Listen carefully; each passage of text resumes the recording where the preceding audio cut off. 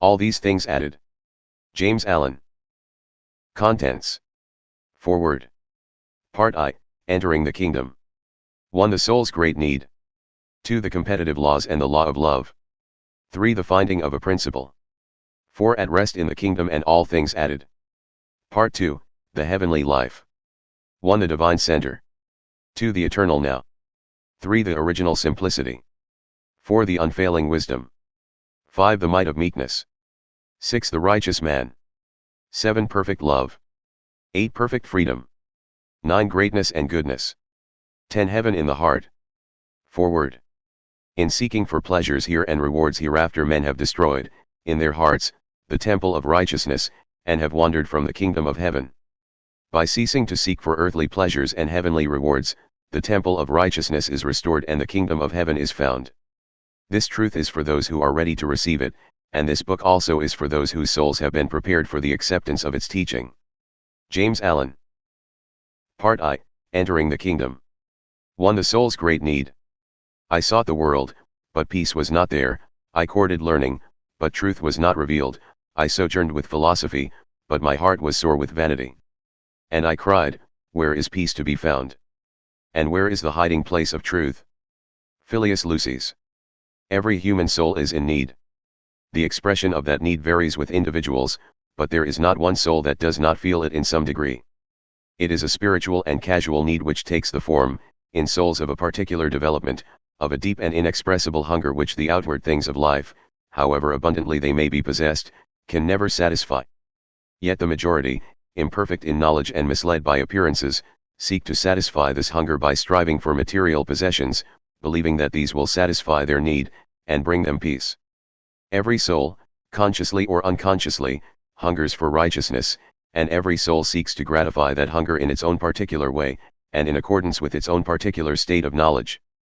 The hunger is one, and the righteousness is one, but the pathways by which righteousness is sought are many. They who seek consciously are blessed, and shall shortly find that final and permanent satisfaction of soul which righteousness alone can give, for they have come into a knowledge of the true path. They who seek unconsciously, although for a time they may bathe in a sea of pleasure, are not blessed, for they are carving out for themselves pathways of suffering over which they must walk with torn and wounded feet, and their hunger will increase, and the soul will cry out for its lost heritage, the eternal heritage of righteousness. Not in any of the three worlds, waking, dream and sleep, can the soul find lasting satisfaction, apart from the realization of righteousness. Bodied or disembodied, it is ceaselessly driven on by the discipline of suffering, until at last, in its extremity, it flies to its only refuge, the refuge of righteousness, and finds that joy, satisfaction, and peace which it had so long and so vainly sought.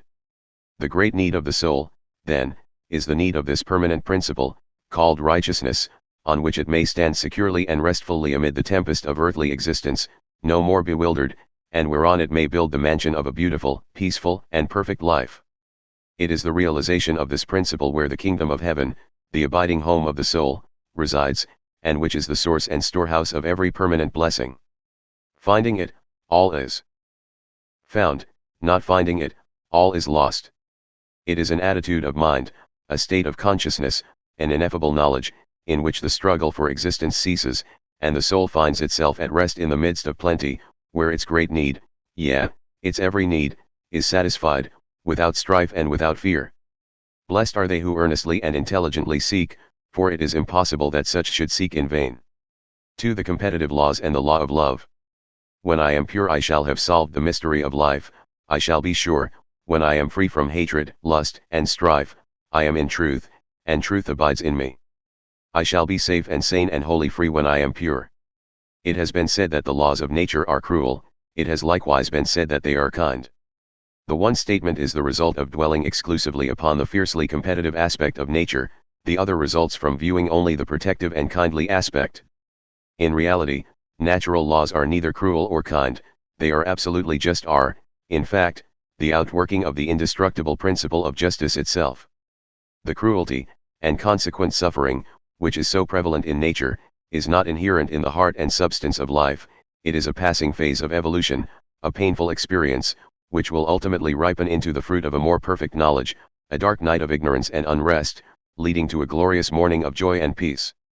When a helpless child is burned to death, We do not ascribe cruelty to the working of the natural law by virtue of which the child was consumed, we infer ignorance in the child, or carelessness on the part of its guardians.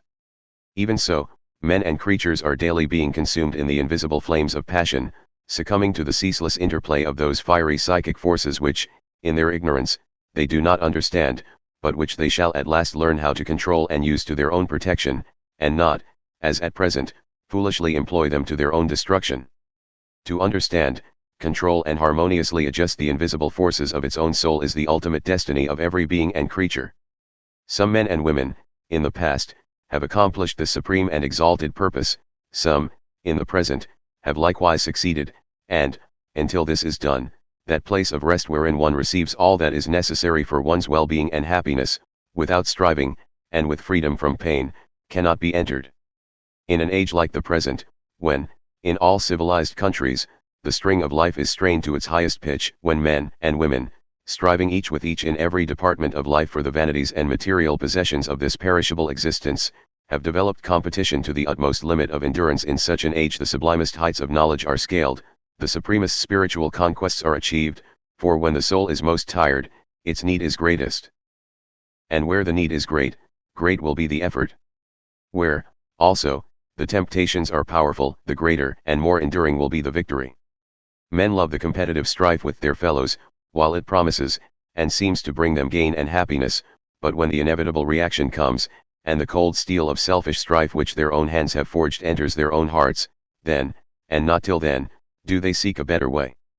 Blessed are they that mourn, that have come to the end of strife, and have found the pain and sorrow to which it leads, for unto them, and unto them only, can open the door which leads to the kingdom of peace. In searching for this kingdom, it is necessary to fully understand the nature of that which prevents its realization, namely, the strife of nature, the competitive laws operative in human affairs, and the universal unrest, insecurity, and fear which accompany these factors, for without such an understanding there can be no sound comprehension as to what constitutes the true and false in life, and therefore no real spiritual advancement. Before the true can be apprehended and enjoyed, the false must be unveiled; before the real can be perceived as the real, the illusions which distort it must be dispersed, and before the limitless expanse of truth can open before us, the limited experience which is confined to the world of visible and superficial effects must be transcended. Let, therefore, those of my readers who are thoughtful and earnest, and who are diligently seeking, or are willing to seek, for that basis of thought and conduct which shall simplify and harmonize the bewildering complexities and inequalities of life, walk with me step by step as I open up the way to the kingdom, first descending into hell, the world of strife and self-seeking, in order that, having comprehended its intricate ways, we may afterwards ascend into heaven, the world of peace and love. It is the custom in my household, during the hard frosts of winter, to put out food for the birds, and it is a noticeable fact that these creatures, when they are really starving, live together most amicably, huddling together to keep each other warm, and refraining from all strife, and if a small quantity of food be given them they will eat it with comparative freedom from contention, but let a quantity of food which is more than sufficient for all be thrown to them, and fighting over the coveted supply at once ensues. Occasionally we would put out a whole loaf of bread, and then the contention of the birds became fierce and prolonged, although there was more than they could possibly eat during several days. Some, having gorged themselves until they could eat no more, would stand upon the loaf and hover round it, pecking fiercely at all newcomers, and endeavoring to prevent them from obtaining any of the food. And along with this fierce contention there was noticeably a great fear. With each mouthful of food taken, the birds would look around in nervous terror, apprehensive of losing their food or their lives. In this simple incident we have an illustration, crude, perhaps, but true, of the basis and outworking of the competitive laws in nature and in human affairs. It is not scarcity that produces competition, it is abundance, so that the richer and more luxurious a nation becomes, the keener and fiercer becomes the competition for securing the necessaries and luxuries of life. Let famine overtake a nation, and at once compassion and sympathy take the place of competitive strife, and, in the blessedness of giving and receiving, men enjoy a foretaste of that heavenly bliss which the spiritually wise have found, and which all shall ultimately reach. The fact that abundance, and not scarcity, creates competition, should be held constantly in mind by the reader during the perusal of this book, as it throws a searching light not only on the statements herein contained, but upon every problem relating to social life and human conduct. Moreover, if it be deeply and earnestly meditated upon, and its lessons applied to individual conduct, it will make plain the way which leads to the kingdom. Let us now search out the cause of this fact, in order that the evils connected with it may be transcended. Every phenomenon in social and national life, as in nature, is an effect, and all these effects are embodied by a cause which is not remote and detached, but which is the immediate soul and life of the effect itself. As the seed is contained in the flower, and the flower in the seed, so the relation of cause and effect is intimate and inseparable. An effect also is vivified and propagated, not by any life inherent in itself, but by the life and impulse existing in the cause. Looking out upon the world, we behold it as an arena of strife in which individuals, communities, and nations are constantly engaged in struggle, striving with each other for superiority, and for the largest share of worldly possessions. We see, also, that the weaker fall out defeated, and that the strong, those who are equipped to pursue the combat with undiminished ardor, obtain the victory, and enter into possession. And along with this struggle we see the suffering which is inevitably connected with it, men and women, broken down with the weight of their responsibilities, failing in their efforts and losing all, families and communities broken up, and nations subdued and subordinated. We see seas of tears, telling of unspeakable anguish and grief, we see painful partings and early and unnatural deaths, and we know that this life of strife, when stripped of its surface appearances, is largely a life of sorrow.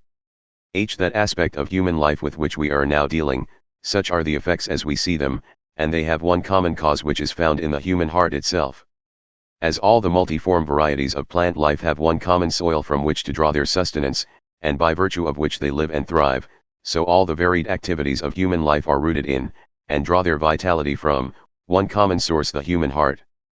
The cause of all suffering and of all happiness resides, not in the outer activities of human life, but in the inner activities of the heart and mind, and every external agency is sustained by the life which it derives from human conduct. The organized life principle in man carves for itself outward channels along which it can pour its pent-up energies, makes for itself vehicles through which it can manifest its potency and reap its experience, and, as a result, we have our religious, social, and political organizations. All the visible manifestations of human life, then, are effects, and as such, although they may possess a reflex action, they can never be causes, but must remain forever what they are, dead effects, galvanized into life by an enduring and profound cause. It is the custom of men to wander about in this world of effects, and to mistake its illusions for realities, eternally transposing and readjusting these effects in order to arrive at a solution of human problems, instead of reaching down to the underlying cause which is at once the center of unification and the basis upon which to build a peace-giving solution of human life. The strife of the world in all its forms, whether it be war, social or political quarreling, sectarian hatred, private disputes or commercial competition, has its origin in one common cause, namely, individual selfishness. And I employ this term selfishness in a far-reaching sense. In it I include all forms of self-love and egotism. I mean by it the desire to pander to, and preserve at all costs, the personality. This element of selfishness is the life and soul of competition, and of the competitive laws. Apart from it they have no existence. But in the life of every individual in whose heart selfishness in any form is harbored, these laws are brought into play, and the individual is subject to them. Innumerable economic systems have failed, and must fail, to exterminate the strife of the world. They are the outcome of the delusion that outward systems of government are the causes of that strife, whereas they are but the visible and transient effect of the inward strife, the channels through which it must necessarily manifest itself. To destroy the channel is, and must ever be ineffectual, as the inward energy will immediately make for itself another, and still another and another. Strife cannot cease, and the competitive laws must prevail so long as selfishness is fostered in the heart. All reforms fail where this element is ignored or unaccounted for, all reforms will succeed where it is recognized, and steps are taken for its removal. Selfishness, then, is the root cause of competition, the foundation on which all competitive systems rest, and the sustaining source of the competitive laws. It will thus be seen that all competitive systems, all the visible activities of the struggle of man with man, are as the leaves and branches of a tree which overspreads the whole earth, the root of that tree being individual selfishness, and the ripened fruits of which are pain and sorrow. This tree cannot be destroyed by merely lopping off its branches. To do this effectively, the root must be destroyed. To introduce measures in the form of changed external conditions is merely lopping off the branches, and as the cutting away of certain branches of a tree gives added vigor to those which remain, even so the very means which are taken to curtail the competitive strife, when those means deal entirely with its outward effects, will but add strength and vigor to the tree whose roots are all the time being fostered and encouraged in the human heart. The most that even legislation can do is to prune the branches, and so prevent the tree from altogether running wild. Great efforts are now being put forward to found a garden city, which shall be a veritable Eden planted in the midst of orchards, and whose inhabitants shall live in comfort and comparative repose. And beautiful and laudable are all such efforts when they are prompted by unselfish love. But such a city cannot exist, or cannot long remain the Eden which it aims to be in its outward form, unless the majority of its inhabitants have subdued and conquered the inward selfishness. Even one form of selfishness, namely, self-indulgence, if fostered by its inhabitants, will completely undermine that city, levelling its orchards to the ground, converting many of its beautiful dwellings into competitive marts, and obnoxious centers for the personal gratification of appetite, and some of its buildings into institutions for the maintenance of order, and upon its public spaces will rise jails, asylums, and orphanages, for where the spirit of self-indulgence is, the means for its gratification will be immediately adopted, without considering the good of others or of the community, for selfishness is always blind, and the fruits of that gratification will be rapidly reaped. The building of pleasant houses and the planting of beautiful gardens can never, of itself, constitute a garden city unless its inhabitants have learned that self-sacrifice is better than self-protection, and have first established in their own hearts the garden city of unselfish love. And when a sufficient number of men and women have done this, the garden city will appear, and it will flourish and prosper, and great will be its peace, for out of the heart are the issues of life. Having found that selfishness is the root cause of all competition and strife, the question naturally arises as to how this cause shall be dealt with, for it naturally follows that a cause being destroyed, all its effects cease, a cause being propagated, all its effects, however they may be modified from without, must continue. Every man who has thought at all deeply upon the problem of life, and has brooded sympathetically upon the sufferings of mankind, has seen that selfishness is at the root of all sorrow. In fact, this is one of the truths that is first apprehended by the thoughtful mind. And along with that perception there has been born within him a longing to formulate some methods by which that selfishness might be overcome. The first impulse of such a man is to endeavor to frame some outward law, or introduce some new social arrangements or regulations, which shall put a check on the selfishness of others. The second tendency of his mind will be to feel his utter helplessness before the great iron will of selfishness by which he is confronted. Both these attitudes of mind are the result of an incomplete knowledge of what constitutes selfishness. And this partial knowledge dominates him because, although he has overcome the grosser forms of selfishness in himself, and is so far noble, he is yet selfish in other and more remote and subtle directions. This feeling of helplessness is the prelude to one of two conditions: the man will either give up in despair, and again sink himself in the selfishness of the world, or he will search and meditate until he finds another way out of the difficulty. And that way he will find. Looking deeper and ever deeper into the things of life, reflecting, brooding, examining, and analyzing, grappling with every difficulty and problem with intensity of thought, and developing day by day a profounder love of truth, by these means his heart will grow and his comprehension expand, and at last he will realize that the way to destroy selfishness is not to try to destroy one form of it in other people, but to destroy it utterly, root and branch, in himself. The perception of this truth constitutes spiritual illumination, and when once it is awakened in the mind, the straight and narrow way is revealed, and the gates of the kingdom already loom in the distance. Then does a man apply to himself, not to others, these words: "And why beholdest thou the mote that is in thy brother's eye, but considerest not the beam that is in thy own eye? Or how wilt thou say to thy brother, Let me pull out the mote out of thine eye, and, behold, a beam is in thine own eye? Thou hypocrite, first cast out the beam out of thine own eye, and then shalt thou see clearly to cast out the mote out of thine brother's eye." When a man can apply these words to himself and act upon them, judging himself mercilessly, but judging none other, then will he find his way out of the hell of competitive strife, then will he rise above and render of none effect the laws of competition, and will find the higher law of love, subjecting himself to which every evil thing will flee from him, and the joys and blessings which the selfish vainly seek will constantly wait upon him. And not only this, he will, having lifted himself, lift the world. By his example many will see the way, and will walk it, and the powers of darkness will be weaker for having lived. It will here be asked, but will not man who has risen above his selfishness, and therefore above the competitive strife, suffer through the selfishness and competition of those around him? Will he not, after all the trouble he has taken to purify himself, suffer at the hands of the impure? No, he will not. The equity of the divine order is perfect, and cannot be subverted, so that it is impossible for one who has overcome selfishness to be subject to those laws which are brought into operation by the action of selfishness. In other words, each individual suffers by virtue of his own selfishness. It is true that the selfish all come under the operation of the competitive laws, and suffer collectively, each acting, more or less, as the instrument by which the suffering of others is brought about, which makes it appear, on the surface, as though men suffered for the sins of others rather than their own.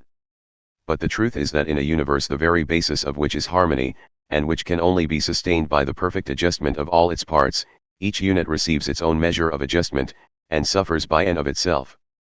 Each man comes under the laws of his own being, never under those of another. True, he will suffer like another, and even through the instrumentality of another, if he elects to live under the same conditions as that other. But if he chooses to desert those conditions and to live under another and higher set of conditions of which that other is ignorant, he will cease to come under, or be affected by, the lower laws. Let us now go back to the symbol of the tree and carry the analogy a little further.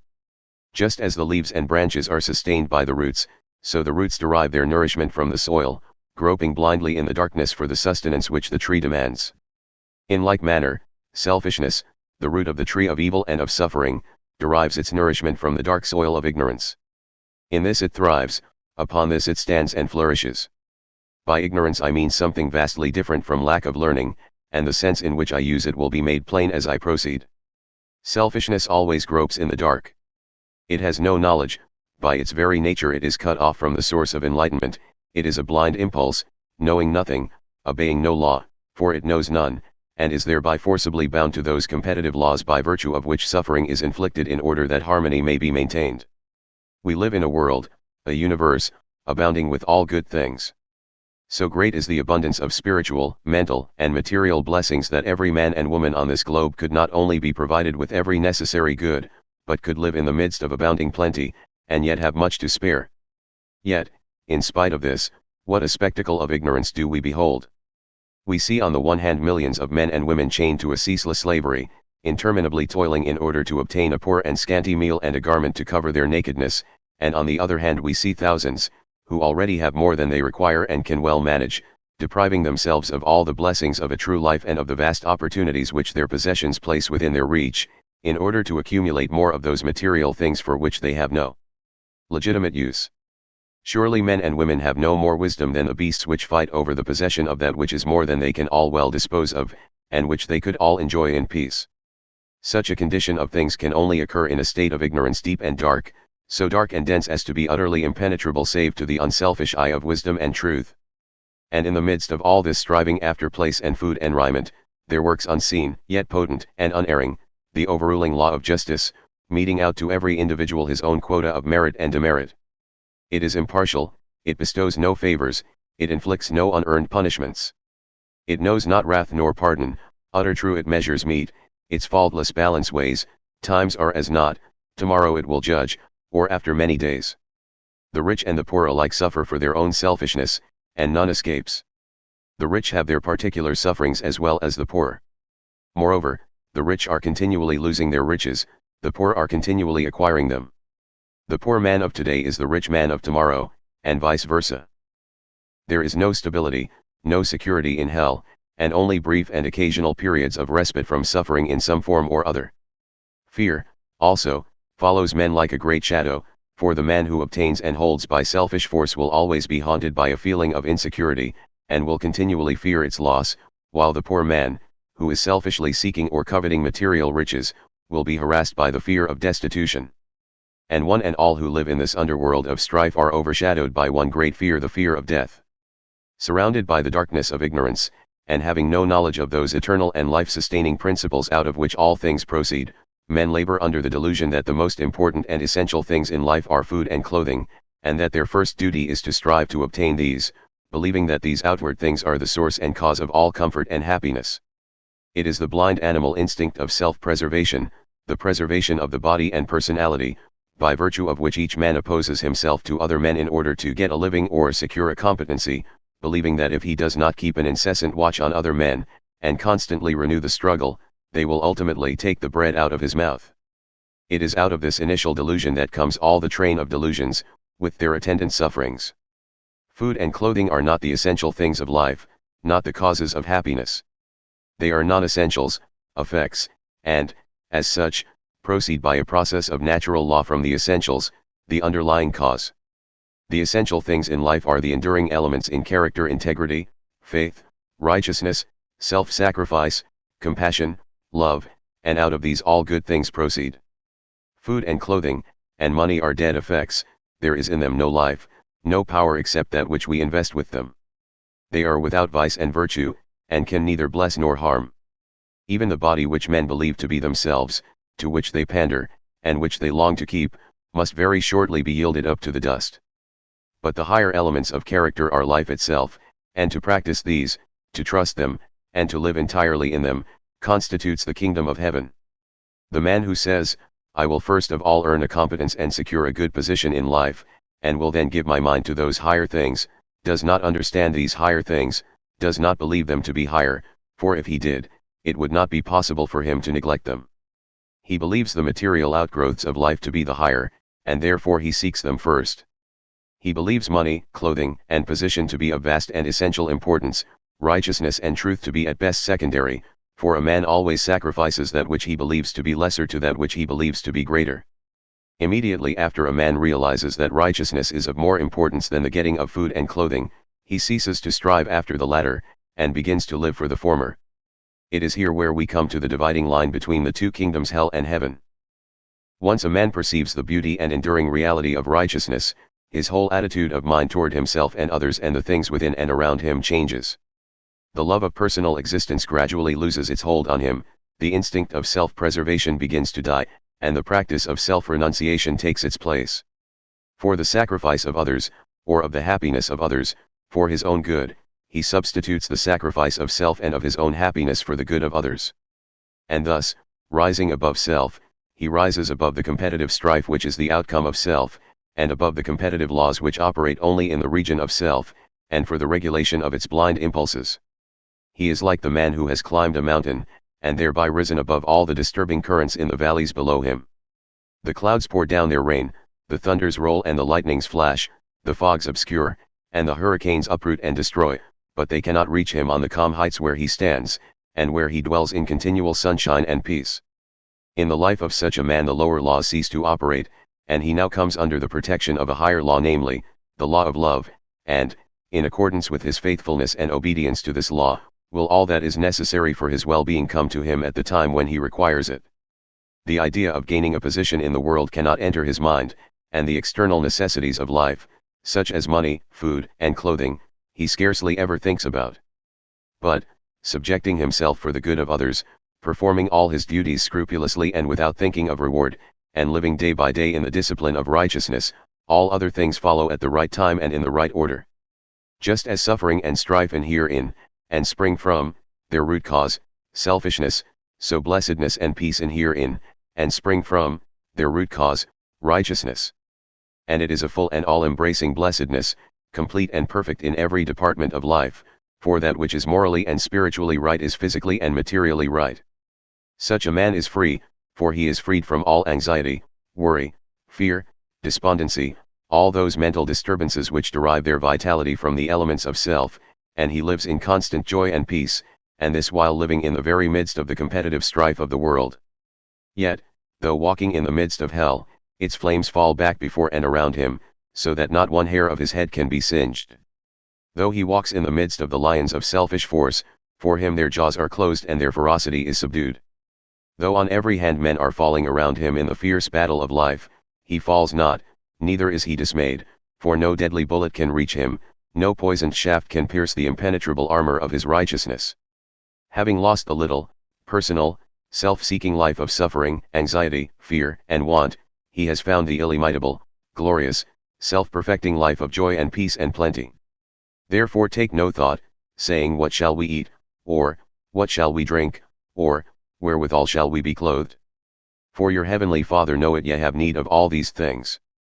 But seek ye first the kingdom of God, and his righteousness, and all these things shall be added unto you. 3. The finding of a principle. Be still, my soul, and know that peace is within. Be steadfast, heart, and know that strength divine belongs to thee. Cease thy turmoil, mind, and thou the everlasting rest shall find. How then shall a man reach the kingdom? By what process shall he find the light which alone can disperse his darkness? And in what way can he overcome the inward selfishness which is strong, and deeply rooted? A man will reach the kingdom by purifying himself, and he can only do this by pursuing a process of self-examination and self-analysis. The selfishness must be discovered and understood before it can be removed. It is powerless to remove itself, neither will it pass away of itself. Darkness ceases only when light is introduced, so ignorance can only be dispersed by knowledge, selfishness by love.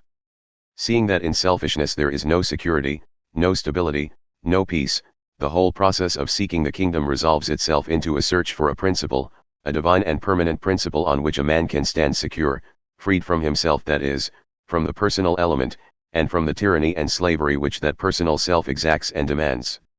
A man must first of all be willing to lose himself, his self-seeking self, before he can find himself, his divine self. He must realize that selfishness is not worth clinging to, that it is a master altogether unworthy of his service, and that divine goodness alone is worthy to be enthroned in his heart as the supreme master of his life. This means that he must have faith, for without this equipment there can be neither progress nor achievement. He must believe in the desirability of purity, in the supremacy of righteousness, in the sustaining power of integrity. He must ever hold before him the ideal and perfect goodness, and strive for its achievement with ever-renewed effort and unflagging zeal. This faith must be nurtured and its development encouraged. As a lamp, it must be carefully trimmed and fed and kept burning in the heart, for without its radiating flame no way will be seen in the darkness, he will find no pathway out of self. And as this flame increases and burns with a steadier light, energy, resolution, and self-reliance will come to his aid, and with each step, his progress will be accelerated until at last the light of knowledge will begin to take the place of the lamp of faith, and the darkness will commence to disappear before its searching splendor. Into his spiritual sight will come the principles of the divine life, and as he approaches them, their incomparable beauty and majestic symmetry will astonish his vision, and gladden his heart with a gladness hitherto unknown. Along this pathway of self-control and self-purification, for such it is, every soul must travel on its way to the kingdom. So narrow is this way, and so overgrown with the weeds of selfishness is its entrance, that it is difficult to find, and, being found, cannot be retained except by daily meditation.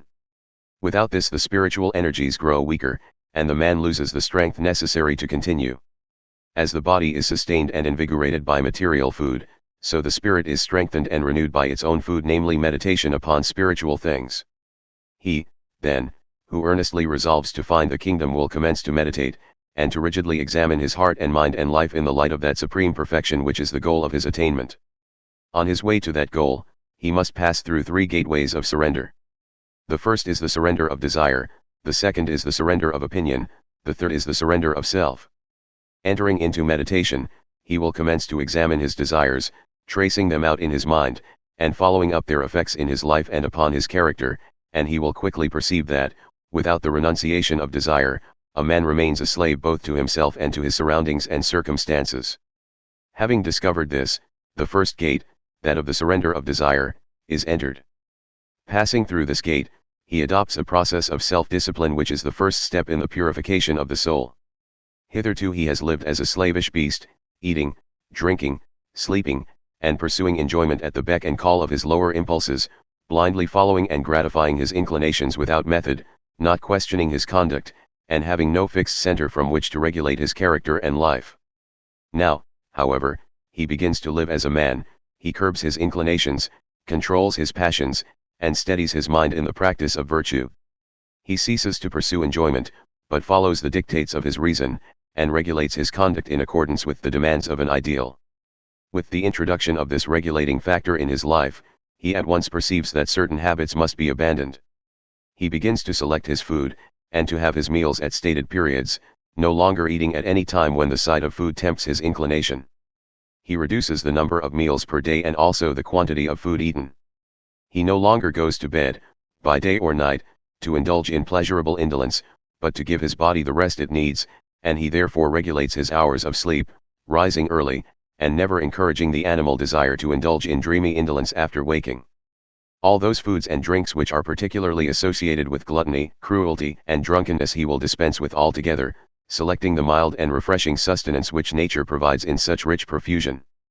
These preliminary steps will be at once adopted, and as the path of self-government and self-examination is pursued, a clearer and ever clearer perception of the nature, meaning, and effects of desire will be developed, until it will be seen that the mere regulation of one's desires is altogether inadequate and insufficient, and that the desires themselves must be abandoned, must be allowed to fall out of the mind and to have no part in the character and life. It is at this point where the soul of the seeker will enter the dark valley of temptation, for these desires will not die without a struggle, and without many a fierce effort to reassert the power and authority with which they have hitherto been invested. And here the lamp of faith must be constantly fed and assiduously trimmed, for all the light that it can throw out will be required to guide and encourage the traveler in the dense gloom of this dark valley. At first his desires, like so many wild beasts, will clamor loudly for gratification. Failing in that, they will tempt him to struggle with them that they may overthrow him. And this last temptation is greater and more difficult to overcome than the first, for the desires will not be stilled until they are utterly ignored, until they are left unheeded, unconditionally abandoned, and allowed to perish for want of food. In passing through this valley, the searcher will develop certain powers which are necessary to his further development, and these powers are self-control, self-reliance, fearlessness, and independence of thought. Here also he will have to pass through ridicule and mockery and false accusation, so much so, that some of his best friends, even those whom he most unselfishly loves, will accuse him of folly and inconsistency, and will do all they can to argue him back to the life of animal indulgence, self-seeking, and petty personal strife. Nearly everybody around him will suddenly discover that they know his duty better than he knows it himself, and, knowing no other and higher life than their own of mingled excitement and suffering, they will take great pains to win him back to it, imagining, in their ignorance, that he is losing so much pleasure and happiness, and is gaining nothing in return. At first this attitude of others toward him will arouse in him acute suffering, but he will rapidly discover that this suffering is caused by his own vanity and selfishness, and is the result of his own subtle desire to be appreciated, admired, and thought well of, and immediately this knowledge is arrived at, he will rise into a higher state of consciousness, where these things can no longer reach him and inflict pain. It is here where he will begin to stand firm, and to wield with effect the powers of mind already mentioned.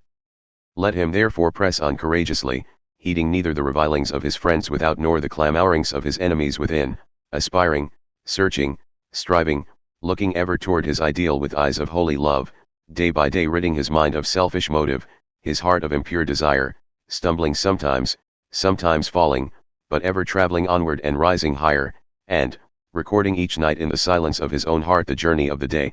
Let him not despair if but each day, in spite of all its failures and falls, record some holy battle fought, though lost, some silent victory attempted, though unachieved. The loss of today will add to the gain of tomorrow for him whose mind is set on the conquest of self. Passing along the valley, he will at last come to the fields of sorrow and loneliness. His desires, having received at his hands neither encouragement nor sustenance, have grown weak, and are now falling away and perishing. He is climbing out of the valley, and the darkness is less dense, but now he realizes for the first time he is alone. He is like a man standing upon the lowest level of a great mountain, and it is night. Above him towers the lofty peak, beyond which shine the everlasting stars. A short distance below him are the glaring lights of the city which he has left, and from it there come up to him the noises of its inhabitants, a confused mingling of shouts, screams, laughter, rumblings of traffic, and the strains of music. He thinks of his friends, all of whom are in the city, pursuing their own particular pleasures, and he is alone upon the mountain. That city is the city of desire and pleasure, the mountain is the mountain of renunciation, and the climber now knows that he has left the world, that henceforth for him its excitements and strifes are lifeless things, and can tempt him no more. Resting a while in this lonely place, he will taste of sorrow and learn its secret. Harshness and hatred will pass from him, his heart will grow soft, and the first faint broodings of that divine compassion, which shall afterwards absorb his whole being, will overshadow and inspire him. He will begin to feel with every living thing in its strivings and sufferings, and gradually, as this lesson is learned, his own sorrow and loneliness will be forgotten in his great calm love for others, and will pass away. Here, also, he will begin to perceive and understand the workings of those hidden laws which govern the destinies of individuals and nations. Having risen above the lower region of strife and selfishness within himself, he can now look calmly down upon it in others and in the world, and analyze and comprehend it, and he will see how selfish striving is at the root of all the world's suffering. His whole attitude toward others and the world now undergoes a complete change, and compassion and love begin to take the place of self-seeking and self-protection in his mind, and as a result of this, the world alters in its attitude toward him.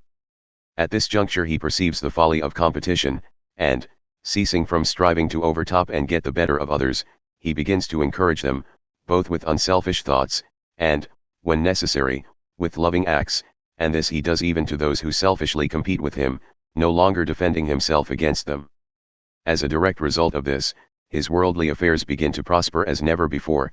Many of his friends who at first mocked him commence to respect, and even to love him, and he suddenly wakes up to the fact that he is coming in contact with people of a distinctly unworldly and noble type, of whose existence he had no knowledge while living in his lower selfish nature.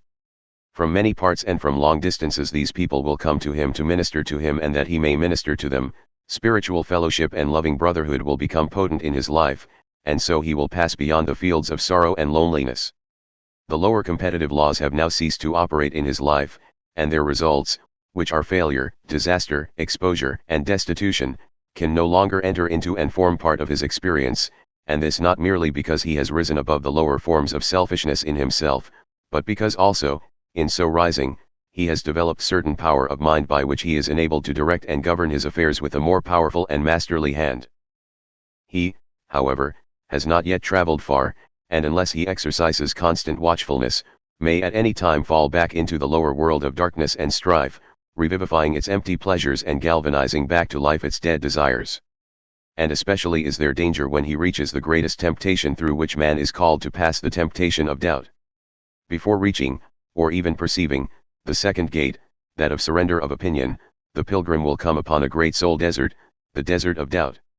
And here for a time he will wander around, and despondency, indecision, and uncertainty, a melancholy brood, will surround him like a cloud, hiding from his view the way immediately in front of him.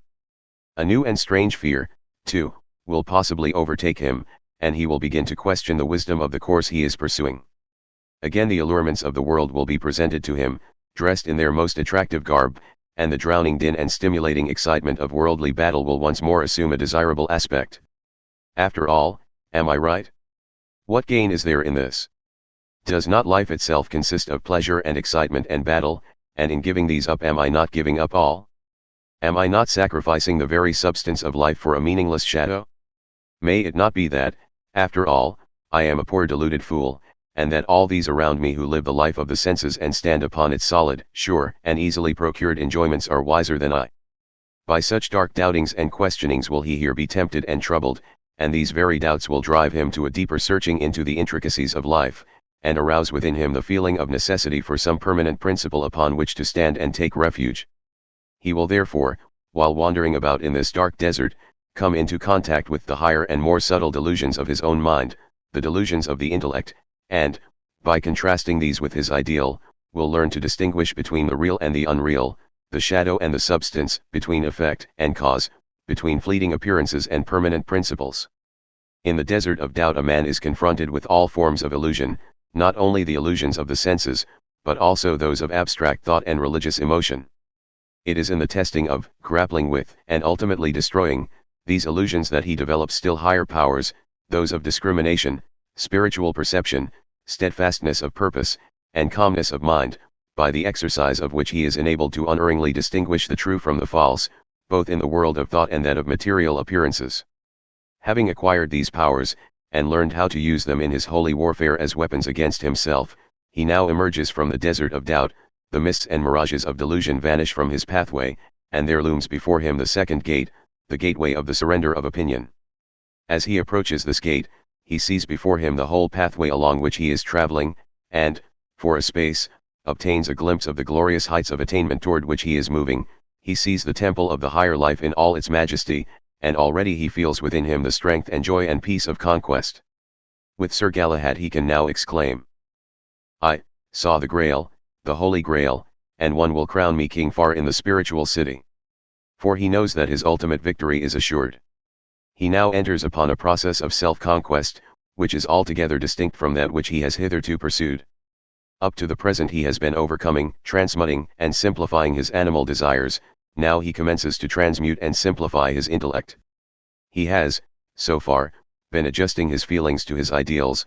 He now begins to adjust his thoughts to that ideal, which also assumes at this point larger and more beautiful proportions, and for the first time he perceives what really constitutes a permanent and imperishable principle.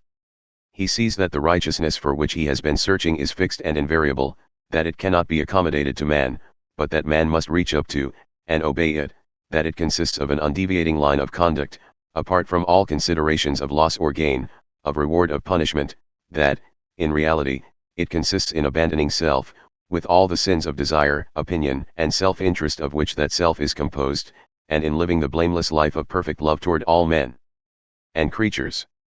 Such a life is fixed and perfect, it is without turning, change, or qualification, and demands a sinless and perfect conduct. It is, therefore, the direct antithesis of the worldly life of self. Perceiving this, the seeker sees that, although he has freed himself from the baser passions and desires which enslave mankind, he is still in bondage to the fetters of opinion, that although he has purified himself with a purity to which few aspire, and which the world cannot understand, he is still defiled with a defilement which is difficult to wash away. He loves his own opinions, and has all along been confounding them with truth, with the principle for which he is seeking.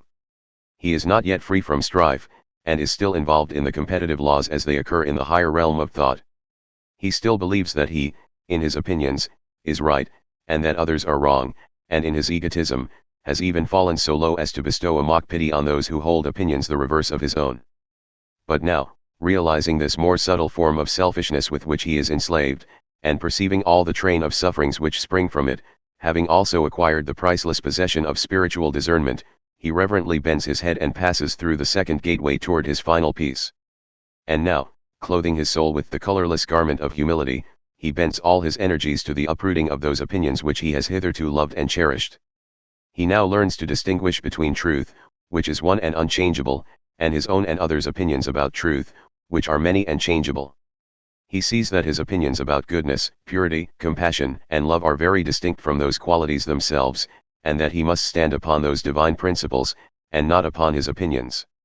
Hitherto he has regarded his own opinions as of great value, and the opinions of others as worthless, but now he ceases to so elevate his own opinions and to defend them against those of others, and comes to regard them as utterly worthless.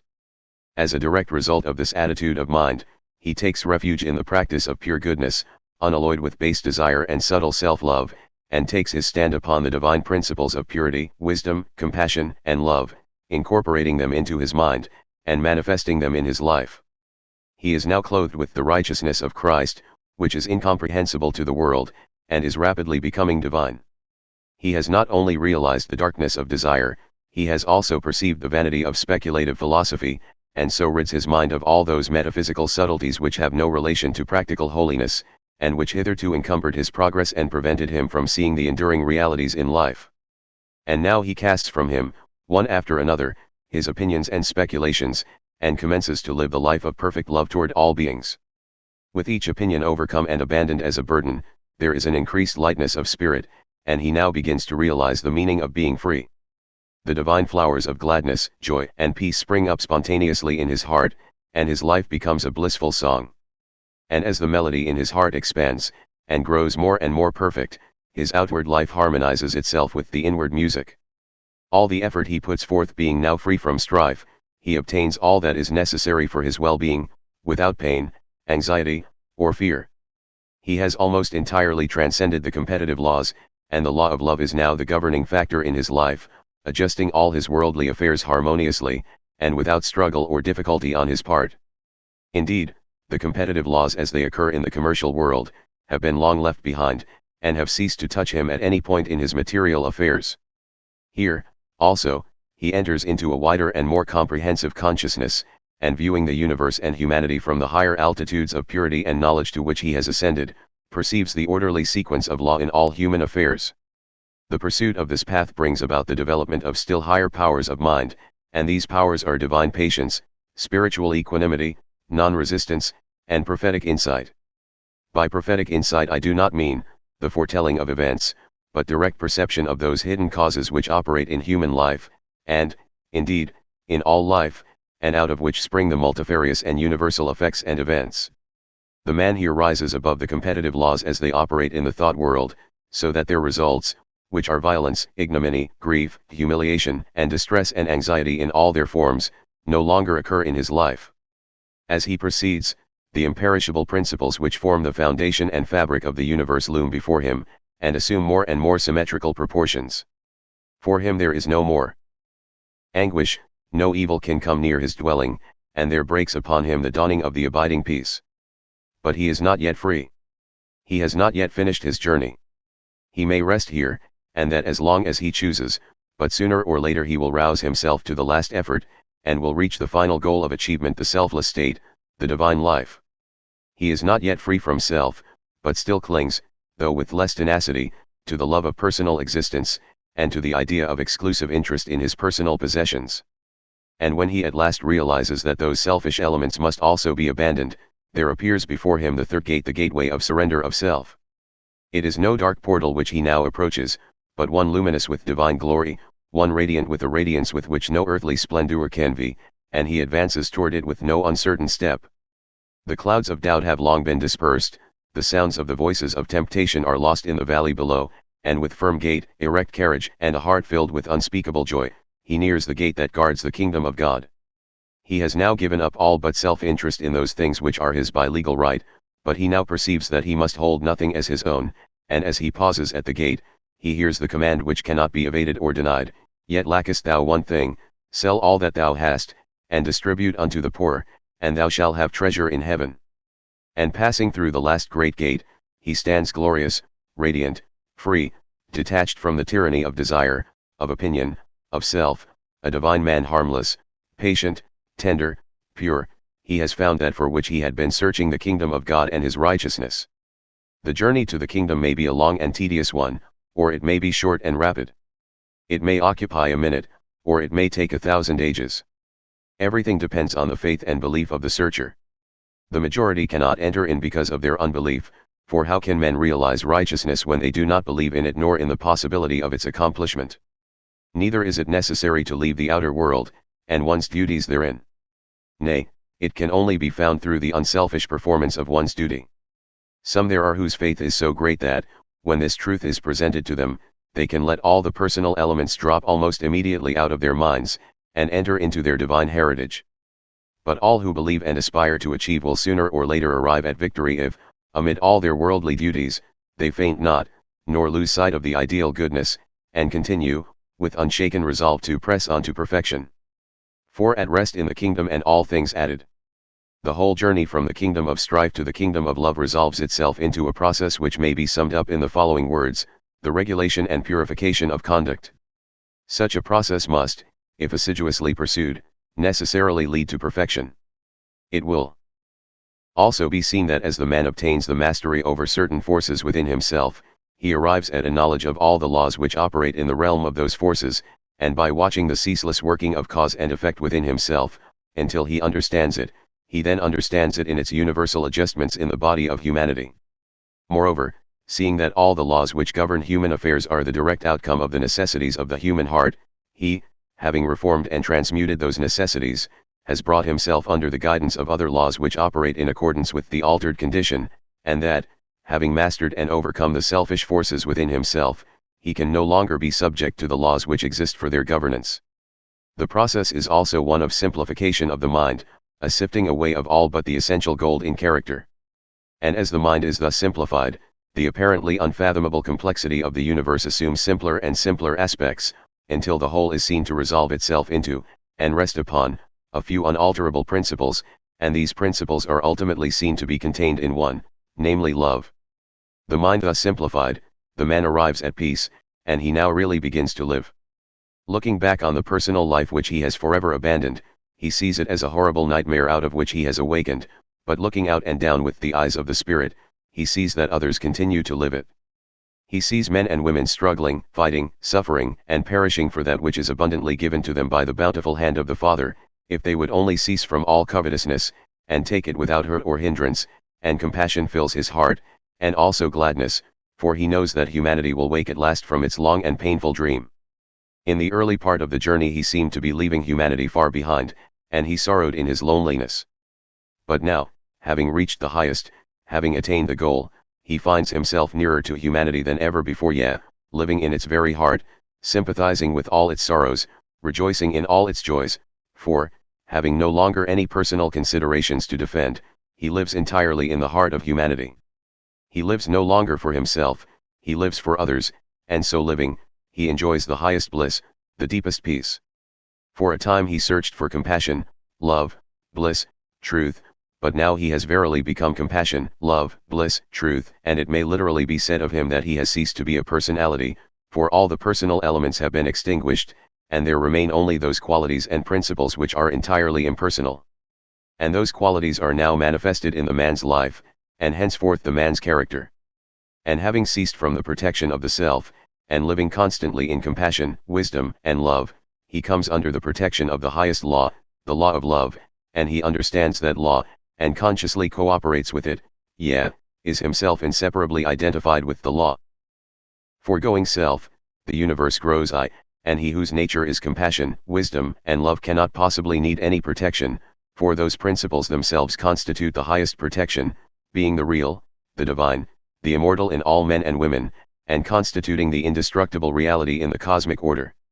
Neither does he need to seek enjoyment whose very nature is bliss, joy, peace.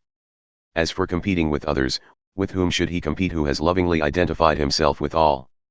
With whom should he struggle who has sacrificed himself for all? Whose blind, misguided, and ineffectual competition should he fear who has reached the source of all blessedness, and who receives at the hands of the Father all necessary things?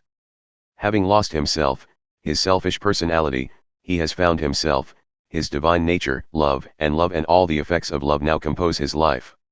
He can now joyfully exclaim, I have made the acquaintance of the Master of Compassion, I have put on the garment of the perfect law, I have entered the realm of the great reality, wandering is ended, for rest is accomplished, pain and sorrow have ceased, for peace is entered into, confusion is dissolved, for unity is made manifest, error is vanquished, for truth is revealed. The harmonizing principle, righteousness or divine love, being found, all things are seen as they are, and not through the illusory mediums of selfishness and opinion. The universe is one, and all its manifold operations are the manifestation of one law. Hitherto in this work laws have been referred to, and also spoken of as higher and lower, and this distinction was necessary, but now the kingdom is reached, we see that all the forces operative in human life are the varied manifestations of the one supreme law of love. It is by virtue of this law that humanity suffers, that, by the intensity of its sufferings, it shall become purified and wise, and so relinquish the source of suffering, which is selfishness. The law and foundation of the universe being love, it follows that all self-seeking is opposed to that law, is an effort to overcome or ignore the law, and as a result, every self-seeking act and thought is followed by an exact quota of suffering which is required to annul its effect, and so maintain the universal harmony. All suffering is, therefore, the restraint which the law of love puts upon ignorance and selfishness, and out of such painful restraint wisdom at last emerges. There being no strife and no selfishness in the kingdom, there is therefore no suffering, no restraint, there is perfect harmony, equipoise, rest. Those who have entered it do not follow any animal inclinations, they have none to follow, but live in accordance with the highest wisdom. Their nature is love, and they live in love toward all. They are never troubled about making a living, as they are life itself, living in the very heart of life, and should any material or other need arise, that need is immediately supplied without any anxiety or struggle on their part. Should they be called to undertake any work, the money and friends needed to carry out that work are immediately forthcoming. Having ceased to violate their principles, all their needs are supplied through legitimate channels. Any money or help required always comes through the instrumentality of good people who are either living in the kingdom themselves, or are working for its accomplishment. Those who live in the kingdom of love have all their needs supplied by the law of love, with all freedom from unrest, just as those who live in the kingdom of self only meet their needs by much strife and suffering. Having altered the root cause in their heart, they have altered all the effects in their inner and outer life. As self is the root cause of all strife and suffering, so love is the root cause of all peace and bliss. Those who are at rest in the kingdom do not look for happiness to any outward possession. They see that all such possessions are mere transient effects that come when they are required, and after their purpose is served, pass away. They never think of these things, money, clothing, food, etc., except as mere accessories and effects of the true life. They are therefore freed from all anxiety and trouble, and resting in love, they are the embodiment of happiness. Standing upon the imperishable principles of purity, compassion, wisdom, and love, they are immortal, and know they are immortal, they are one with God, the supreme good, and know they are one with God. Seeing the realities of things, they can find no room anywhere for condemnation. All the operations that occur upon the earth they see as instruments of the good law, even those called evil. All men are essentially divine, though unaware of their divine nature, and all their acts are efforts, even though many of them are dark and impotent, to realize some higher good. All so-called evil is seen to be rooted in ignorance, even those deeds that are called deliberately wicked, so that condemnation ceases, and love and compassion become all in all. But let it not be supposed that the children of the kingdom live in ease and indolence. These two sins are the first that have to be eradicated when the search for the kingdom is entered upon. They live in a peaceful activity. In fact, they only truly live, for the life of self with its train of worries, griefs, and fears, is not real life. They perform all their duties with the most scrupulous diligence, apart from thoughts of self, and employ all their means, as well as powers and faculties, which are greatly intensified, in building up the kingdom of righteousness in the hearts of others and in the world around them. This is their work, first by example, then by precept. Having sold all that they have, renounced all self-interest in their possessions, they now give to the poor, give of their rich store of wisdom, love, and peace to the needy in spirit, the weary and broken-hearted, and follow the Christ whose name is love. And they have sorrow no more, but live in perpetual gladness, for though they see suffering in the world, they also see the final bliss and the eternal refuge of love, to which whosoever is ready may come now, and to which all will come at last. The children of the kingdom are known by their life. They manifest the fruits of the Spirit: love, joy, peace, long-suffering, kindness, goodness, faithfulness, meekness, temperance, self-control under all circumstances and vicissitudes. They are entirely free from anger, fear, suspicion, jealousy, caprice, anxiety, and grief. Living in the righteousness of God, they manifest qualities which are the very reverse of those which occur in the world, and which are regarded by the world as foolishness. They demand no rights, they do not defend themselves, do not retaliate, do good to those who attempt to injure them, manifest the same gentle spirit toward those who oppose and attack them as toward those who agree with them, do not pass judgment on others, condemn no person and no system, and live at peace with all. The kingdom of heaven is perfect trust, perfect knowledge, perfect peace. All is music, sweetness, and tranquility. No irritations, no bad tempers, no harsh words, no suspicions, no lust, and no disturbing elements can enter there. Its children live in perfect sweetness, forgiving and forgiven, ministering to others with kindly thoughts and words, and deeds. And that kingdom is in the heart of every man and woman. It is their rightful heritage, their own kingdom, theirs to enter now. But no sin can enter therein, no self-born thought or deed can pass its golden gates, no impure desire can defile its radiant robes. All may enter it who will, but all must pay the price, and that is the unconditional abandonment of self. If thou wilt be perfect, sell all that thou hast. But at these words the world turns away sorrowful, for it is very rich, rich in money which it cannot keep, rich in fears which it cannot let go, rich in selfish loves to which it greedily clings, rich in grievous partings which it would fain escape, rich in seeking enjoyment, rich in pain and sorrow, rich in strife and suffering, rich in excitement and woe, rich in all things which are not riches, but poor in riches themselves which are not to be found outside the kingdom, rich in all things that pertain to darkness and death, but poor in those things which are light and life. He then, who would realize the kingdom, let him pay the price and enter. If he have a great and holy faith he can do it now, and, letting fall from him like a garment the self to which he has been clinging, stand free. If he have less faith, he must rise above self more slowly, and find the kingdom by daily effort and patient work. The temple of righteousness is built, and its four walls are the four principles: purity, wisdom, compassion, love. Peace is its roof, its floor steadfastness, its entrance door is selfless duty, its atmosphere is inspiration, and its music is the joy of the perfect.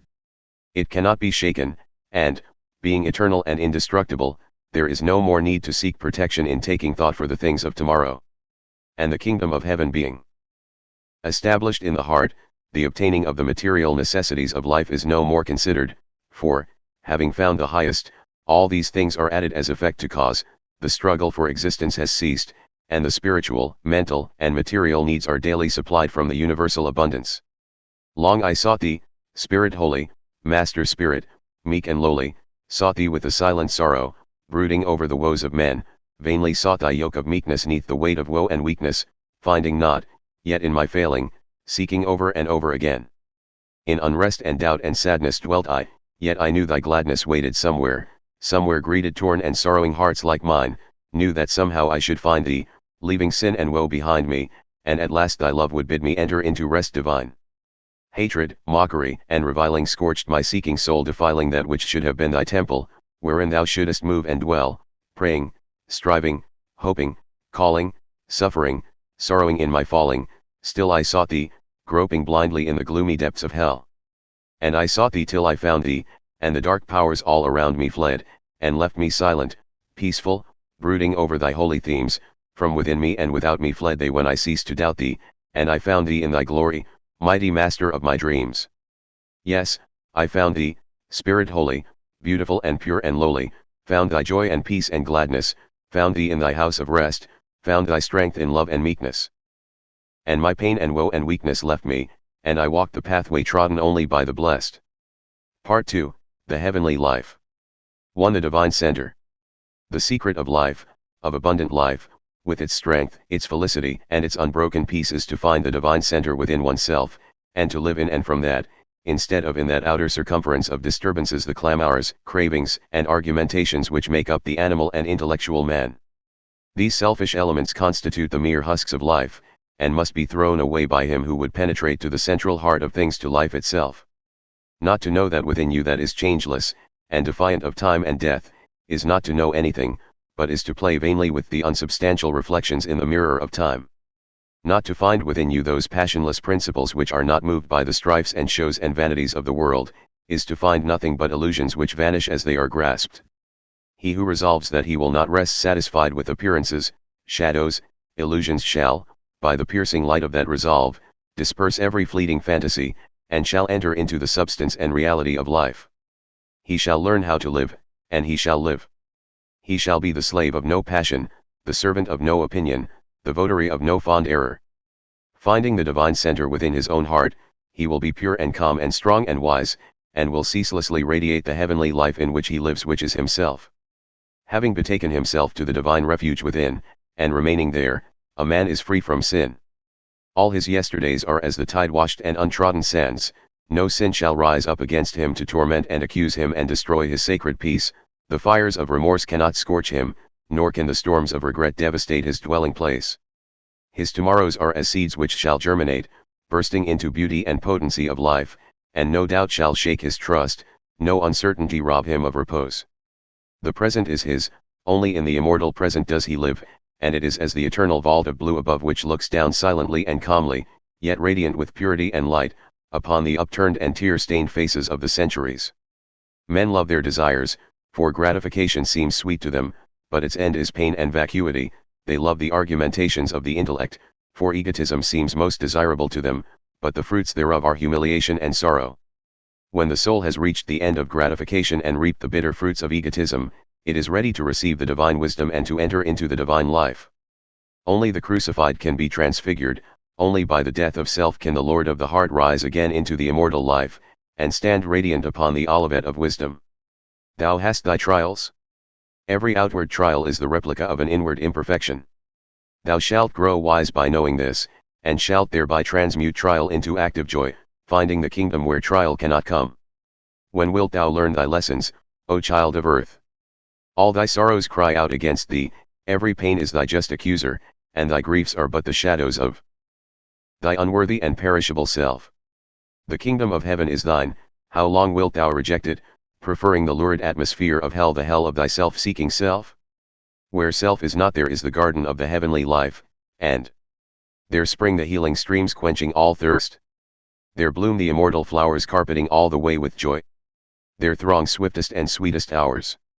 The redeemed sons of God, the glorified in body and spirit, are bought with a price, and that price is the crucifixion of the personality, the death of self, and having put away that within which is the source of all discord, they have found the universal music, the abiding joy.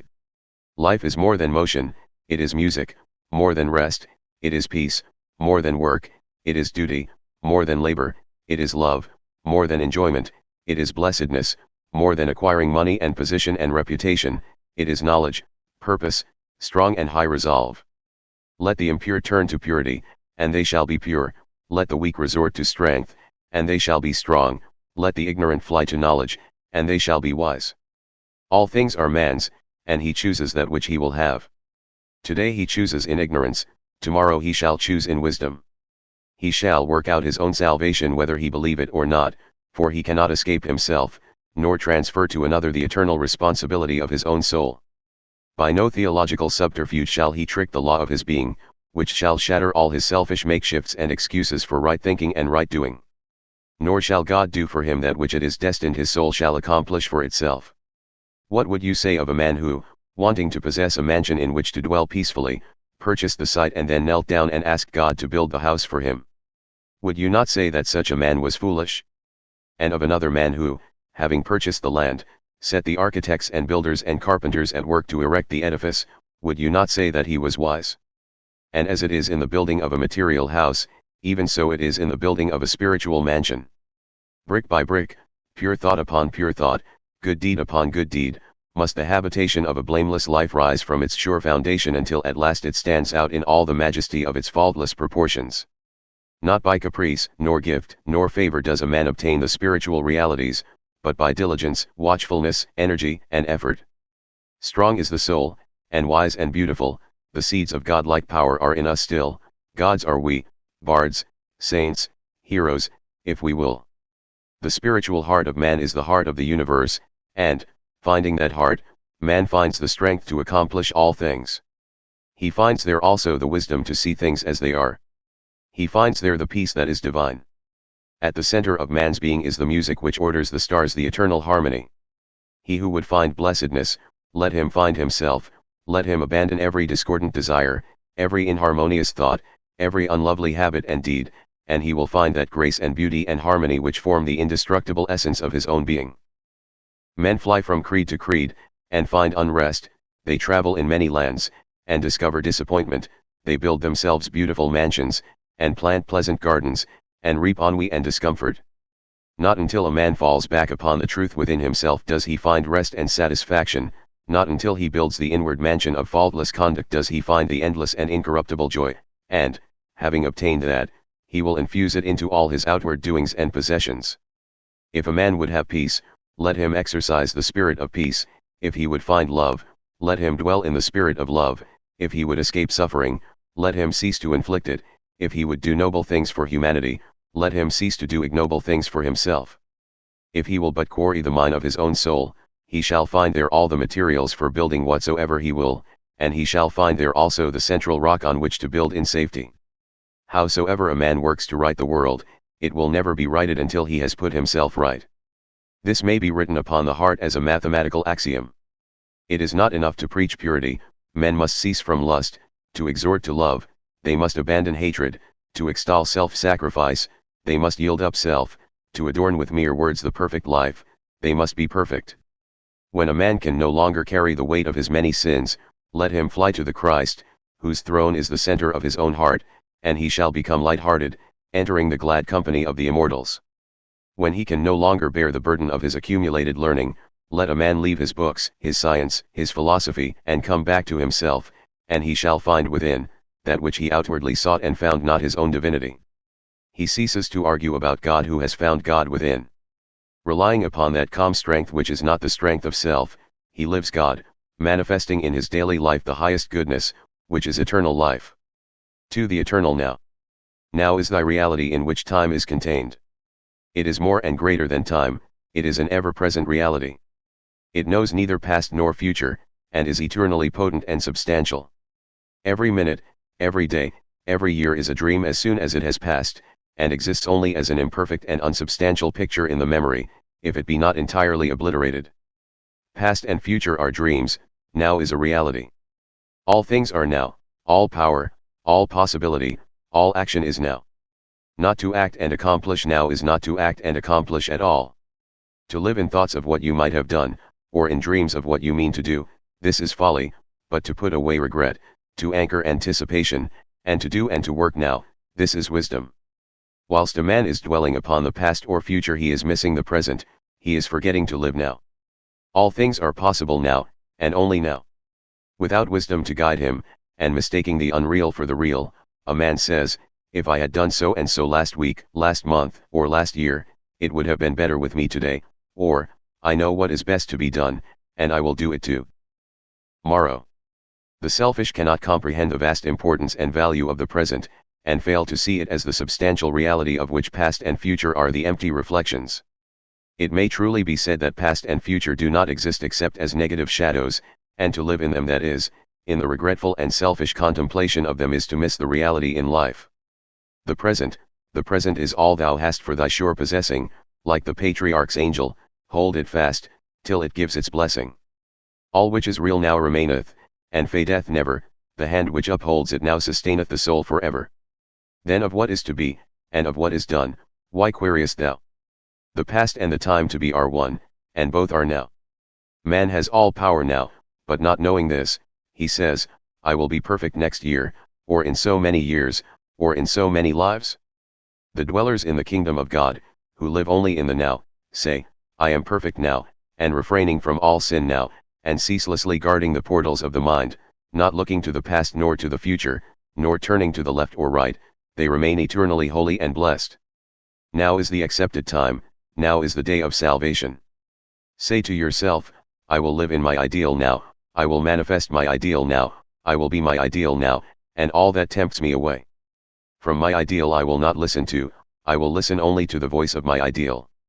Thus resolving, and thus doing, you shall not depart from the highest, and shall eternally manifest the true. Afoot and light-hearted, I take to the open road. Henceforth I ask not good fortune, I myself am good fortune. Henceforth I whimper no more, postpone no more, need nothing, done with indoor complaints, libraries, querulous criticisms. Strong and content, I take to the open road. Cease to tread every byway of dependence, every winding sideway that tempts thy soul into the shadowland of the past and the future, and manifest thy native and divine strength now. Come out into the open road. That which you would be, and hope to be, you may be now. Non-accomplishment resides in your perpetual postponement, and, having the power to postpone, you also have the power to accomplish, to perpetually accomplish. Realize this truth, and you shall be today, and every day, the ideal man of whom you dreamed. Virtue consists in fighting sin day after day. But holiness consists in leaving sin, unnoticed and ignored, to die by the wayside, and this is done, can only be done, in the living now. Say not unto thy soul, thou shalt be purer tomorrow, but rather say, thou shalt be pure now.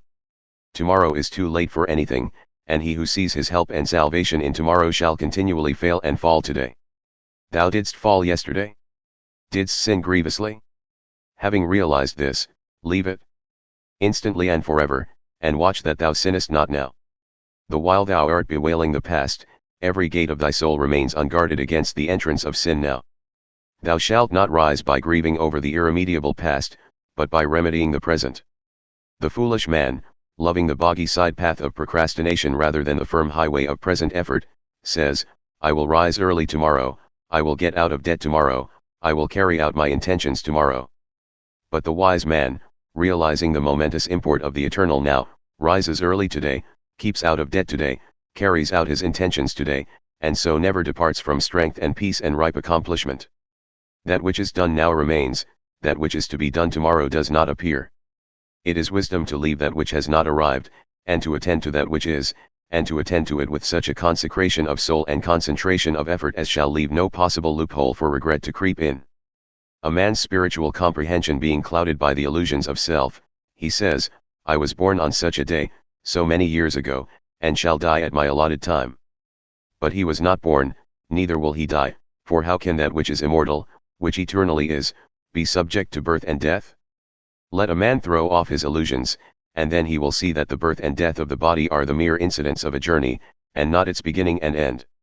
Looking back to happy beginnings, and forward to mournful endings, a man's eyes are blinded, so that he beholds not his own immortality, his ears are closed, so that he hears not the ever-present harmonies of joy, and his heart is hardened, so that it pulsates not to the rhythmic sounds of peace. The universe, with all that it contains, is now. Put out thy hand, O man, and receive the fruits of wisdom. Cease from thy greedy striving, thy selfish sorrowing, thy foolish regretting, and he content to live. Act now, and, lo, all things are done. Live now, and, behold, thou art in the midst of plenty. Be now, and know that thou art perfect. 3. The original simplicity. Life is simple. Being is simple. The universe is simple. Complexity arises in ignorance and self-delusion. The original simplicity of Lao Tzu is a term expressive of the universe as it is, and not as it appears. Looking through the woven network of his own illusions, man sees interminable complication and unfathomable mystery, and so loses himself in the labyrinths of his own making. Let a man put away egotism, and he will see the universe in all the beauty of its pristine simplicity. Let him annihilate the delusion of the personal I, and he will destroy all the illusions which spring from that I. He will thus re-become a little child, and will revert to original simplicity. When a man succeeds in entirely forgetting, annihilating, his personal self, he becomes a mirror in which the universal reality is faultlessly reflected. He is awakened, and henceforward he lives, not in dreams, but realities. Pythagoras saw the universe in the 10 numbers, but even this simplicity may be further reduced, and the universe ultimately be found to be contained in the number 1, for all the numerals and all their infinite complications are but additions of the 1. Let life cease to be lived as a fragmentary thing, and let it be lived as a perfect whole. The simplicity of the perfect will then be revealed. How shall the fragment comprehend the whole? Yet how simple that the whole should comprehend the fragment. How shall sin perceive holiness? Yet how plain that holiness should understand sin. He who would become the greater, let him abandon the lesser. In no form is the circle contained, but in the circle all forms are contained. In no color is the radiant light imprisoned, but in the radiant light all colors are embodied. Let a man destroy all the forms of self, and he shall apprehend the circle of perfection.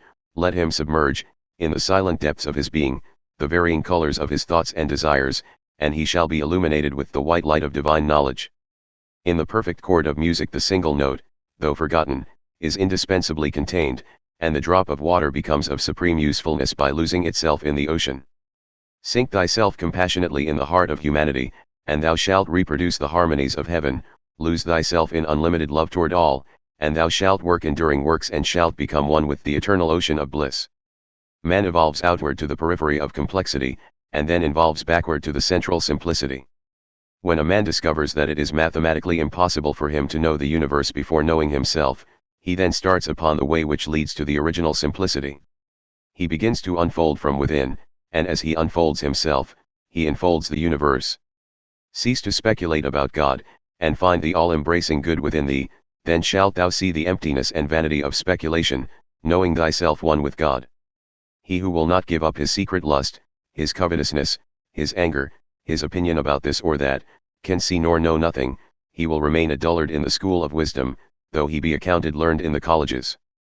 If a man would find the key of knowledge, let him find himself.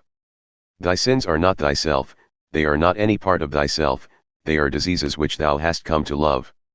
Cease to cling to them, and they will no longer cling to thee. Let them fall away, and thyself shall stand revealed. Thou shalt then know thyself as comprehensive vision, invincible principle, immortal life, and eternal good.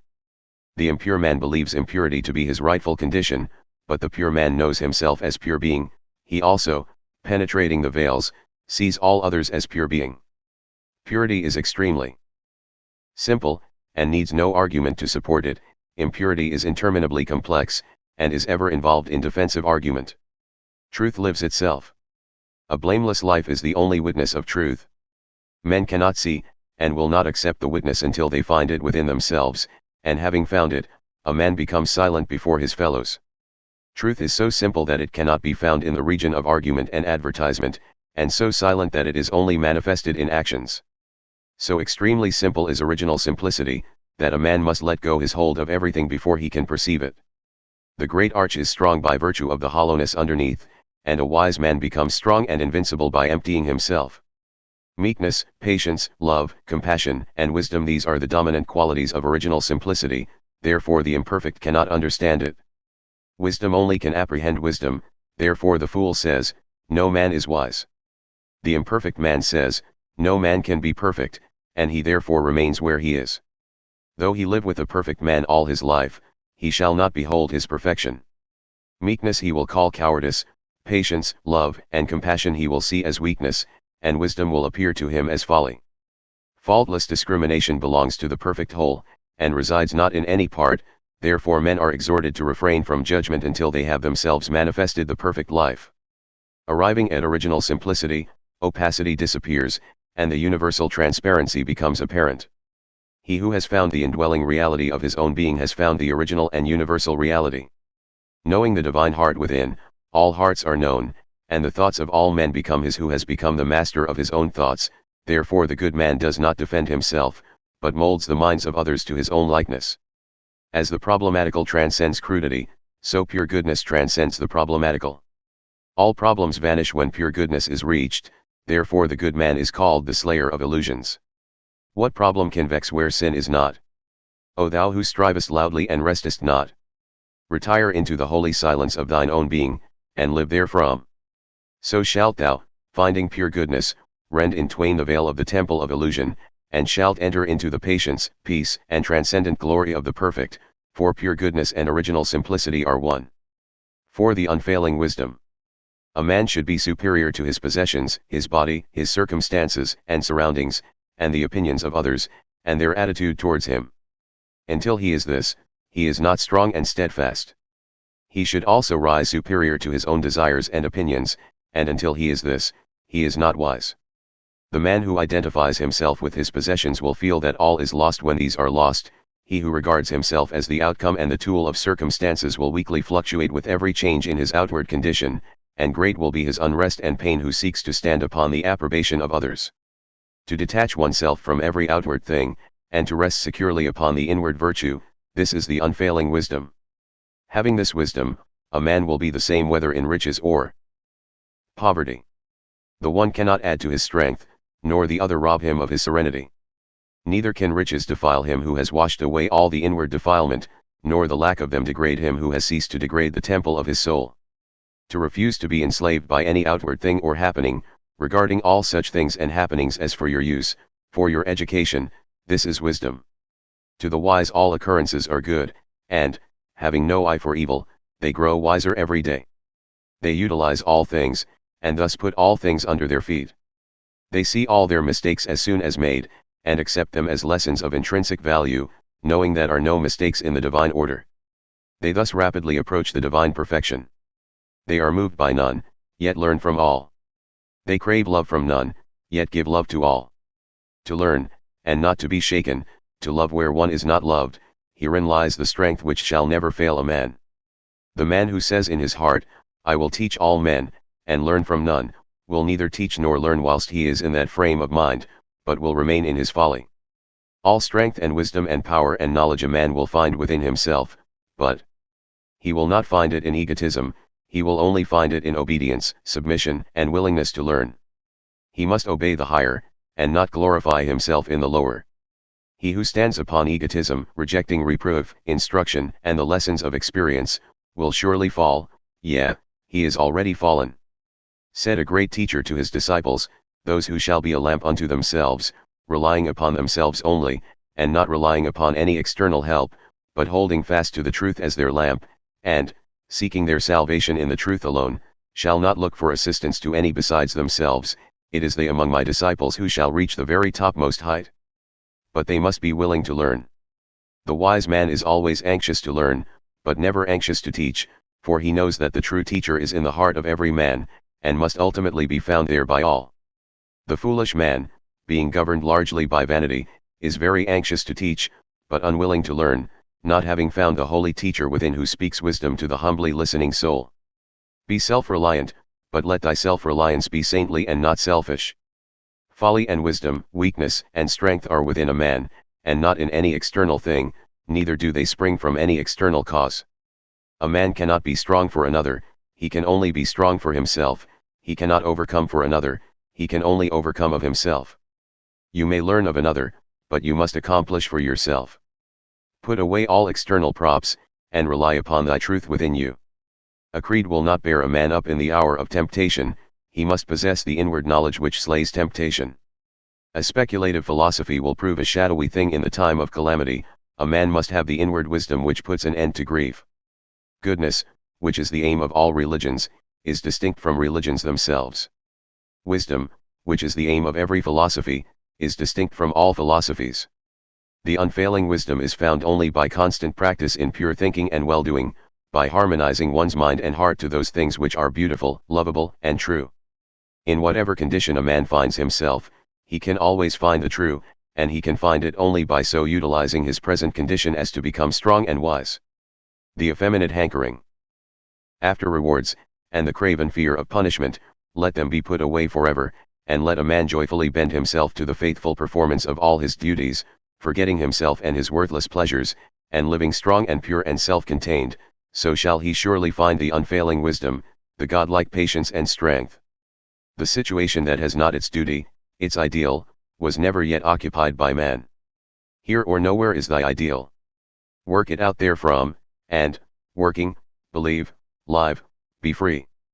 The ideal is in thyself, the impediment, too, is in thyself, thy condition is but the stuff thou art to shape that same ideal out of. What matters whether such stuff be of this sort or that, so the form thou give it be heroic, be poetic. Oh, thou that pinest in the imprisonment of the actual, and criest bitterly to the gods for a kingdom wherein to rule and create, know this of a truth, the thing thou seekest is already within thee, here and now, couldst thou only see. All that is beautiful and blessed is in thyself, not in thy neighbor's wealth. Thou art poor? Thou art poor indeed if thou art not stronger than thy poverty. Thou hast suffered calamities. Well, wilt thou cure calamity by adding anxiety to it? Canst thou mend a broken vase by weeping over it? Or restore a lost delight by thy lamentations? There is no evil but will vanish if thou wilt wisely meet it. The godlike soul does not grieve over that which has been, is, or will be, but perpetually reigns the divine good, and gains wisdom by every occurrence. Fear is the shadow of selfishness, and cannot live where loving wisdom is. Doubt, anxiety, and worry are unsubstantial shades in the underworld of self, and shall no more trouble him who will climb the serene altitudes of his soul. Grief, also, will be forever dispelled by him who will comprehend the law of his being. He who so comprehends shall find the supreme law of life, and he shall find that it is love, that it is imperishable love. He shall become one with that love, and loving all, with mind freed from all hatred and folly, he shall receive the invincible protection which love affords. Claiming nothing, he shall suffer no loss, seeking no pleasure, he shall find no grief, and employing all his powers as instruments of service, he shall evermore live in the highest state of blessedness and bliss. Know this, thou makest and unmakest thyself, thou standest and fallest by what thou art. Thou art a slave if thou prefer rest to be, thou art a master if thou wilt make thyself one. Build upon thy animal desires and intellectual opinions, and thou buildest upon the sand, build upon virtue and holiness, and no wind nor tide shall shake thy strong abode. So shall the unfailing wisdom uphold thee in every emergency, and the everlasting arms gather thee to thy peace. Lay up each year thy harvest of well-doing, wealth that kings nor thieves can take away. When all the things thou callest thine, goods, pleasures, honors fall, thou in thy virtues shalt survive them all. 5. The Might of Meekness. The mountain bends not to the fiercest storm, but it shields the fledgling and the lamb, and though all men tread upon it, yet it protects them, and bears them up upon its deathless bosom. Even so is it with the meek man who, though shaken and disturbed by none, yet compassionately bends to shield the lowliest creature, and, though he may be despised, lifts all men up, and lovingly protects them. As glorious as the mountain in its silent is the divine man in his silent meekness, like its form, his loving comparison is expansive and sublime. Truly his body, like the mountain's base, is fixed in the valleys and the mists, but the summit of his being is eternally bathed in cloudless glory, and lives with the silences. He who has found meekness has found divinity, he has realized the divine consciousness, and knows himself as divine. He also knows all others as divine, though they know it not themselves, being asleep and dreaming. Meekness is a divine quality, and as such is all-powerful. The meek man overcomes by not resisting, and by allowing himself to be defeated he attains to the supreme conquest. The man who conquers another by force is strong, the man who conquers himself by meekness is mighty. He who conquers another by force will himself likewise be conquered, he who conquers himself by meekness will never be overthrown, for the human cannot overcome the divine. The meek man is triumphant in defeat. Socrates lives the more by being put to death. In the crucified Jesus the risen Christ is revealed, and Stephen in receiving his stoning defies the hurting power of stones. That which is real cannot be destroyed, but only that which is unreal. When a man finds that within him which is real, which is constant, abiding, changeless, and eternal, he enters into that reality, and becomes meek. All the powers of darkness will come against him, but they will do him no hurt, and will at last depart from him. The meek man is found in the time of trial, when other men fall he stands. His patience is not destroyed by the foolish passions of others, and when they come against him he does not strive nor cry. He knows the utter powerlessness of all evil, having overcome it in himself, and lives in the changeless strength and power of divine good. Meekness is one aspect of the operation of that changeless love which is at the heart of all things, and is therefore an imperishable quality. He who lives in it is without fear, knowing the highest, and having the lowest under his feet. The meek man shines in darkness, and flourishes in obscurity. Meekness cannot boast, nor advertise itself, nor thrive on popularity. It is practiced, and is seen or not seen. Being a spiritual quality, it is perceived only by the eye of the Spirit. Those who are not spiritually awakened see it not, nor do they love it, being enamored of, and blinded by, worldly shows and appearances. Nor does history take note of the meek man. Its glory is that of strife and self-aggrandizement, his is the glory of peace and gentleness. History chronicles the earthly, not the heavenly acts. Yet though he lives in obscurity he cannot be hidden. How can light be hid? He continues to shine after he has withdrawn himself from the world, and is worshipped by the world which knew him not. That the meek man should be neglected, abused, or misunderstood is reckoned by him as of no account, and therefore not to be considered, much less resisted. He knows that all such weapons are the flimsiest and most ineffectual of shadows. To them, therefore, who give him evil he gives good. He resists none, and thereby conquers all. He who imagines he can be injured by others, and who seeks to justify and defend himself against them, does not understand meekness, does not comprehend the essence and meaning of life. He abused me, he beat me, he defeated me, he robbed me. In those who harbor such thoughts hatred will never cease, for hatred ceases not by hatred at any time, hatred ceases by love. What sayest thou? Thy neighbor has spoken thee falsely. Well, what of that? Can a falsity hurt thee? That which is false, and there is an end of it. It is without life, and without power to hurt any but him who seeks to hurt by it. It is nothing to thee that thy neighbor should speak falsely of thee, but it is much to thee that thou shouldst resist him, and seek to justify thyself, for, by so doing, thou givest life and vitality to thy neighbor's falseness, so that thou art injured and distressed. Take all evil out of thine own heart, then shalt thou see the folly of resisting it in another. Thou wilt be trodden on? Thou art trodden on already if thou thinkest thus. The injury that thou seest as coming from another comes only from thyself. The wrong thought, or word, or act of another has no power to hurt thee unless thou galvanize it into life by thy passionate resistance, and so receivest it into thyself. If any man slander me, that is his concern, not mine. I have to do with my own soul, not with my neighbor's. Though all the world misjudge me, it is no business of mine, but that I should possess my soul in purity and love, that is all my business. There shall be no end to strife until men cease to justify themselves. He who would have wars cease, let him cease to defend any party, let him cease to defend himself. Not by strife can peace come, but by ceasing from strife. The glory of Caesar resides in the resistance of his enemies. They resist and fall. Give to Caesar that which Caesar demands, and Caesar's glory and power are gone. Thus, by submission does the meek man conquer the strong man, but it is not that outward show of submission which is slavery, it is that inward and spiritual submission which is freedom. Claiming no rights, the meek man is not troubled with self-defense and self-justification, he lives in love, and therefore comes under the immediate and vital protection of the great love which is the eternal law of the universe. He neither claims nor seeks his own, thus do all things come to him, and all the universe shields and protects him. He who says, I have tried meekness, and it has failed, has not tried meekness. It cannot be tried as an experiment. It is only arrived at by unreserved self-sacrifice. Meekness does not consist merely in non-resistance in action, it consists preeminently in non-resistance in thought, in ceasing to hold or to have any selfish, condemnatory, or retaliatory thoughts. The meek man, therefore, cannot take offense or have his feelings hurt, living above hatred, folly, and vanity. Meekness can never fail. O thou who searchest for the heavenly life, strive after meekness, increase thy patience and forbearance day by day, bid thy tongue cease from all harsh words, withdraw thy mind from selfish arguments, and refuse to brood upon thy wrongs.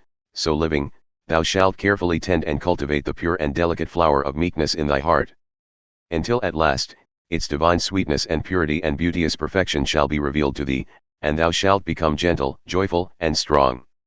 Repine not that thou art surrounded by irritable and selfish people, but rather rejoice that thou art so favored as to have thine own imperfections revealed to thee, and that thou art so placed as to necessitate within thee a constant struggle for self-mastery and the attainment of perfection.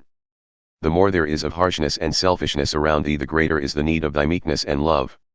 If others seek to wrong thee, all the more is it needful that thou shouldst cease from all wrong, and live in love. If others preach meekness, humility, and love, and do not practice these, trouble not, nor be annoyed, but do thou, in the silence of thy heart, and in thy contact with others, practice these things, and they shall preach themselves. And though thou utter no declamatory word, and stand before no gathered audience, thou shalt teach the whole world. As thou becomest meek, thou shalt learn the deepest secrets of the universe. Nothing is hidden from him who overcomes himself. Into the cause of causes shalt thou penetrate, and lifting, one after another, every veil of illusion, shalt reach at last the inmost heart of being. Thus becoming one with life, thou shalt know till life, and, seeing into causes, and knowing realities, thou shalt be no more anxious about thyself, and others, and the world, but shalt see that all things that are engines of the great law. Canopied with gentleness, thou shalt bless where others curse, love where others hate, forgive where others condemn, yield where others strive, give up where others grasp, lose where others gain, and in their strength they shall be weak, and in thy weakness thou shalt be strong, yea, thou shalt mightily prevail. He that hath not unbroken gentleness hath not truth. Therefore when heaven would save a man, it enfolds him with gentleness. 6. The righteous man. The righteous man is invincible. No enemy can possibly overcome or confound him, and he needs no other protection than that of his own integrity and holiness. As it is impossible for evil to overcome good, so the righteous man can never be brought low by the unrighteous. Slander, envy, hatred, malice can never reach him, nor cause him any suffering, and those who try to injure him only succeed ultimately in bringing ignominy upon themselves. The righteous man, having nothing to hide, committing no acts which require stealth, and harboring no thoughts and desires which he would not like others to know, is fearless and unashamed. His step is firm, his body upright, and his speech direct and without ambiguity. He looks everybody in the face. How can he fear any who wrongs none? How can he be ashamed before any who deceives none? And ceasing from all wrong he can never be wronged, ceasing from all deceit he can never be deceived. The righteous man, performing all his duties with scrupulous diligence, and living above sin, is invulnerable at every point. He who has slain the inward enemies of virtue can never be brought low by any outward enemy, neither does he need to seek any protection against them, righteousness being an all-sufficient protection. The unrighteous man is vulnerable at almost every point, living in his passions, the slave of prejudices, impulses, and ill-formed opinions. He is continually suffering, as he imagines, at the hands of others. The slanders, attacks, and accusations of others cause him great suffering because they have a basis of truth in himself, and not having the protection of righteousness, he endeavors to justify and protect himself by resorting to retaliation and specious argument, and even to subterfuge and deceit. The partially righteous man is vulnerable at all those points where he falls short of righteousness, and should the righteous man fall from his righteousness, and give way to one sin, his invincibility is gone, for he has thereby placed himself where attack and accusation can justly reach and injure him, because he has first injured himself. If a man suffers or is injured through the instrumentality of others, let him look to himself, and, putting aside self-pity and self-defense, he will find in his own heart the source of all his woe. No evil can happen to the righteous man who has cut off the source of evil in himself, living in the all-good, and abstaining from sin in thought, word, and deed. Whatever happens to him is good, neither can any person, event, or circumstance cause him suffering, for the tyranny of circumstance is utterly destroyed for him who has broken the bonds of sin. The suffering, the sorrowing, the weary, and broken-hearted ever seek a sorrowless refuge, a haven of perpetual peace. Let such fly to the refuge of the righteous life, let them come now and enter the haven of the sinless state, for sorrow cannot overtake the righteous, suffering cannot reach him who does not waste in self-seeking his spiritual substance, and he cannot be afflicted by weariness and unrest whose heart is at peace with all. 7. Perfect love. The children of light, who abide in the kingdom of heaven, see the universe, and all that it contains, as the manifestation of one law, the law of love. They see love as the molding, sustaining, protecting, and perfecting power immanent in all things animate and inanimate. To them love is not merely and only a rule of life, it is the law of life, it is life itself. Knowing this, they order their whole life in accordance with love, not regarding their own personality. By thus practicing obedience to the highest, to divine love, they become conscious partakers of the power of love, and so arrive at perfect freedom as masters of destiny. The universe is preserved because love is at the heart of it. Love is the only preservative power. Whilst there is hatred in the heart of man, he imagines the law to be cruel, but when his heart is mellowed by compassion and love, he perceives that the law is infinite kindness. So kind is the law that it protects man against his own ignorance. Man, in his puny efforts to subvert the law by attaching undue importance to his own little personality, brings upon himself such trains of suffering that he is at last compelled, in the depth of his afflictions, to seek for wisdom, and finding wisdom, he finds love, and knows it as the law of his being, the law of the universe.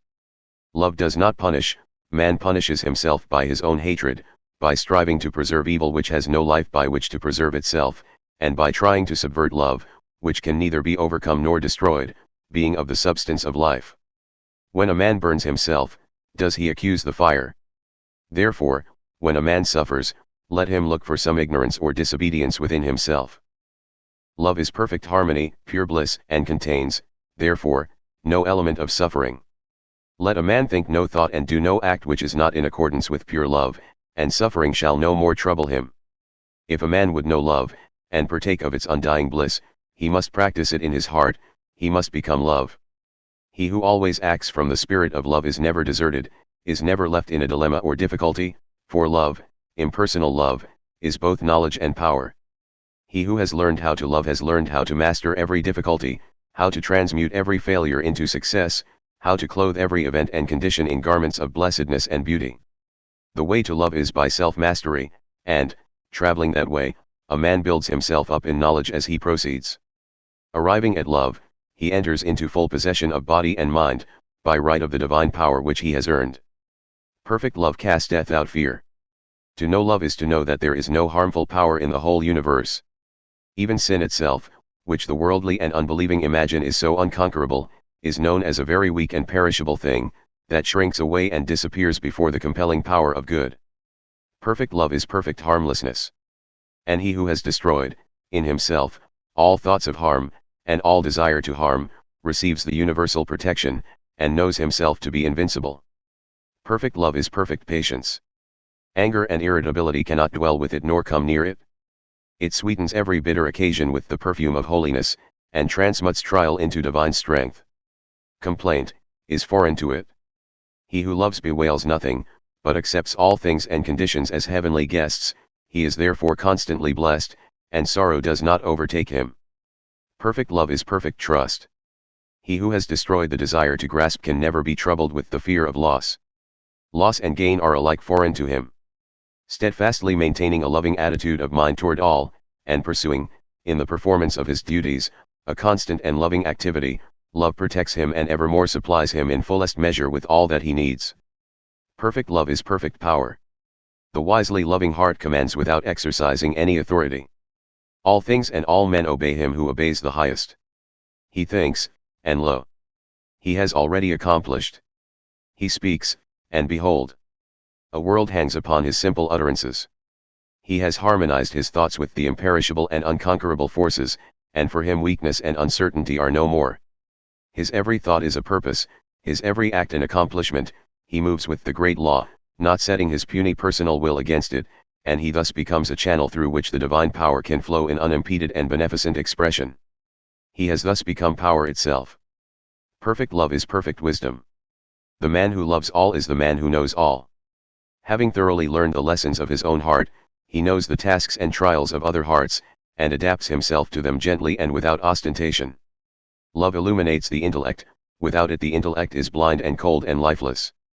Love succeeds where the intellect fails, sees where the intellect is blind, knows where the intellect is ignorant, reason is only completed in love, and is ultimately absorbed in it. Love is the supreme reality in the universe, and as such it contains all truth.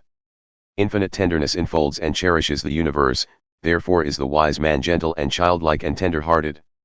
He sees that the one thing which all creatures need is love, and he gives unstintingly.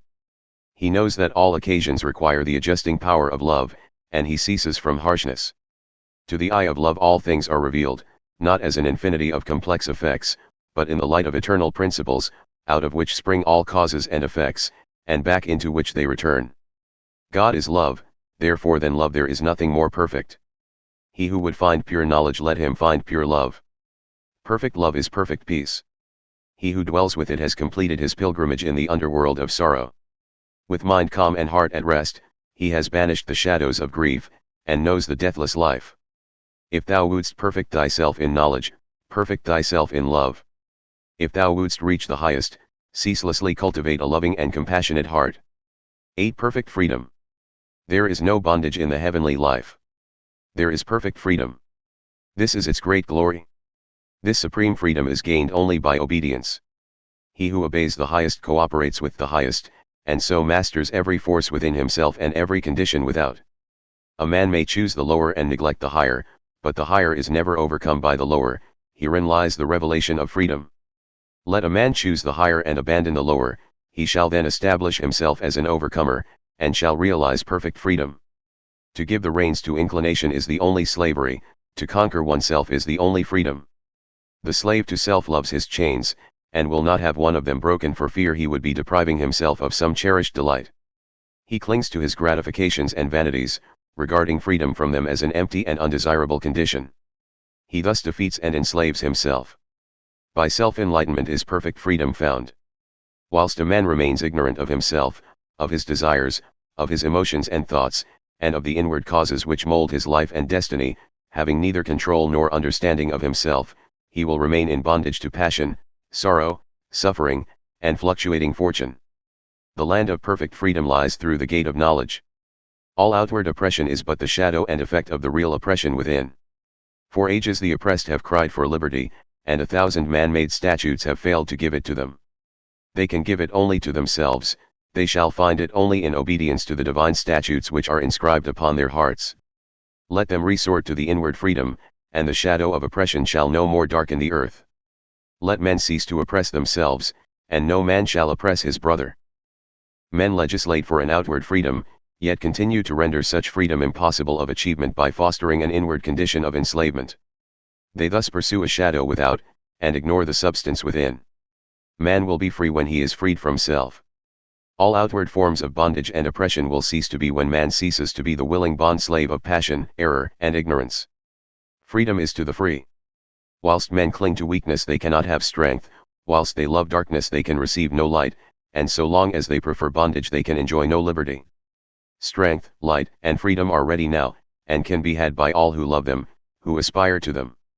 Freedom does not reside in cooperative aggression, for this will always produce, reactively, cooperative defense warfare, hatred, party strife, and the destruction of liberty.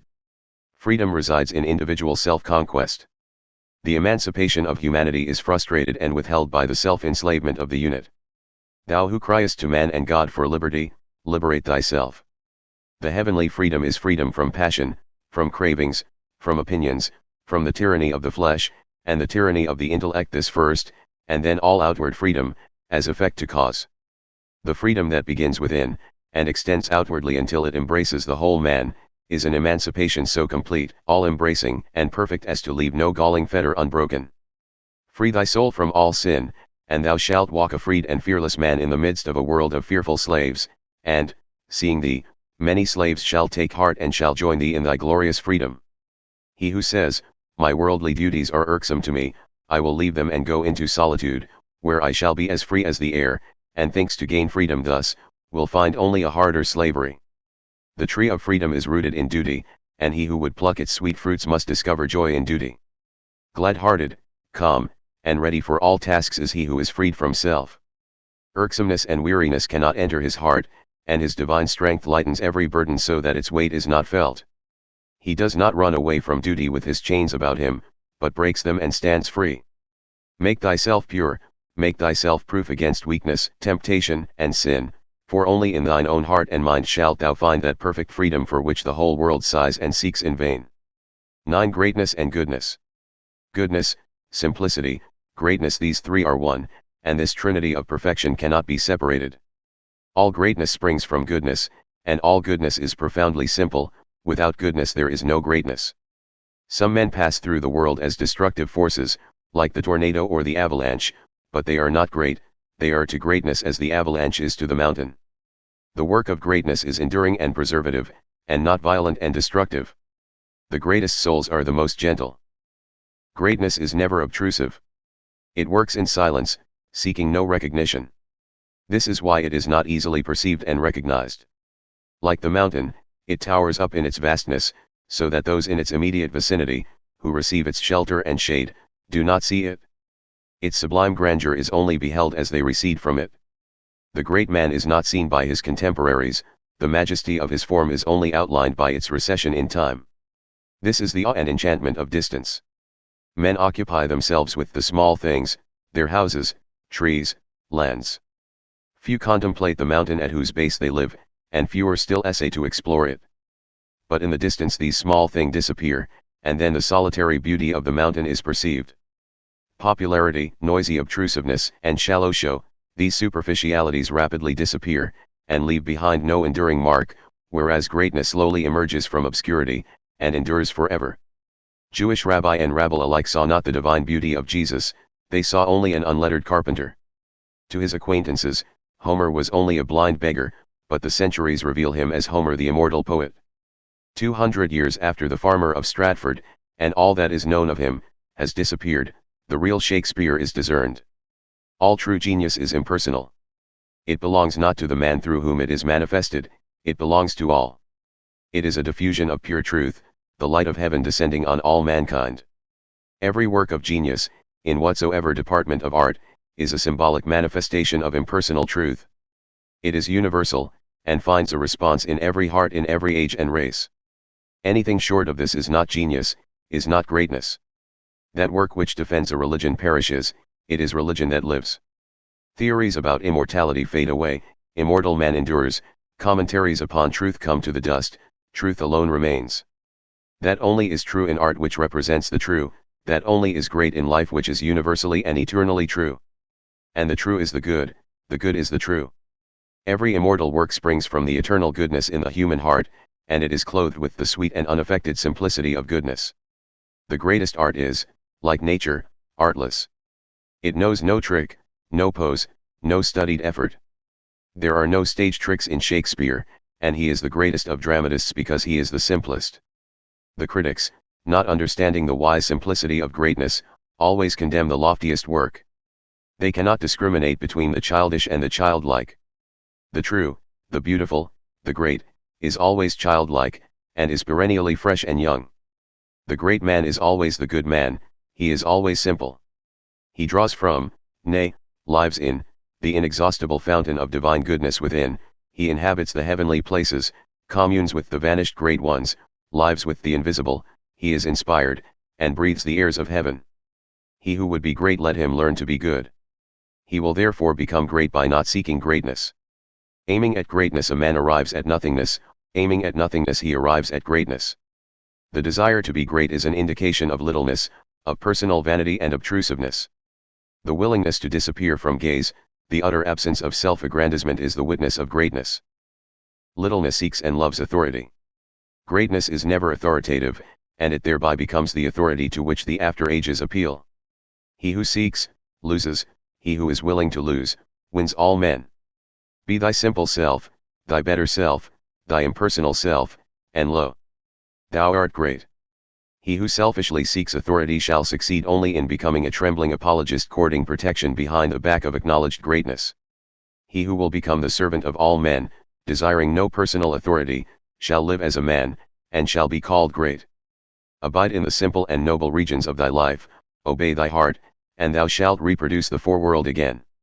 Forget thine own little self, and fall back upon the universal self, and thou shalt reproduce, in living and enduring forms, 1,000 beautiful experiences. Thou shalt find within thyself that simple goodness which is greatness. It is as easy to be great as to be small, says Emerson, and he utters a profound truth. Forgetfulness of self is the whole of greatness, as it is the whole of goodness and happiness. In a fleeting moment of self-forgetfulness the smallest soul becomes great. Extend that moment indefinitely, and there is a great soul, a great life. Cast away thy personality, thy petty cravings, vanities, and ambitions, as a worthless garment, and dwell in the loving, compassionate, selfless regions of thy soul, and thou art no longer small, thou art great. Claiming personal authority, a man descends into littleness. Practicing goodness, a man ascends into greatness. The presumptuousness of the small may, for a time, obscure the humility of the great, but it is at last swallowed up by it, as the noisy river is lost in the calm ocean. The vulgarity of ignorance and the pride of learning must disappear. Their worthlessness is equal. They have no part in the soul of goodness. If thou wouldst do, thou must be. Thou shalt not mistake information for knowledge, thou must know thyself as pure knowledge. Thou shalt not confuse learning with wisdom, thou must apprehend thyself as undefiled wisdom. Wouldst thou write a living book? Thou must first live. Thou shalt draw around thee the mystic garment of a manifold experience, and shalt learn, in enjoyment and suffering, gladness and sorrow, conquest and defeat, that which no book and no teacher can teach thee. Thou shalt learn of life, of thy soul, thou shalt tread the lonely road, and shalt become, thou shalt be. Thou shalt then write thy book, and it shall live, it shall be more than a book. Let thy book first live in thee, then shalt thou live in thy book. Wouldst thou carve a statue that shall captivate the ages, or paint a picture that shall endure? Thou shalt acquaint thyself with the divine beauty within thee. Thou shalt comprehend and adore the invisible beauty, thou shalt know the principles which are the soul of form, thou shalt perceive the matchless symmetry and faultless proportions of life, of being, of the universe. Thus knowing the eternally true thou shalt carve or paint the indescribably beautiful. Wouldst thou produce an imperishable poem?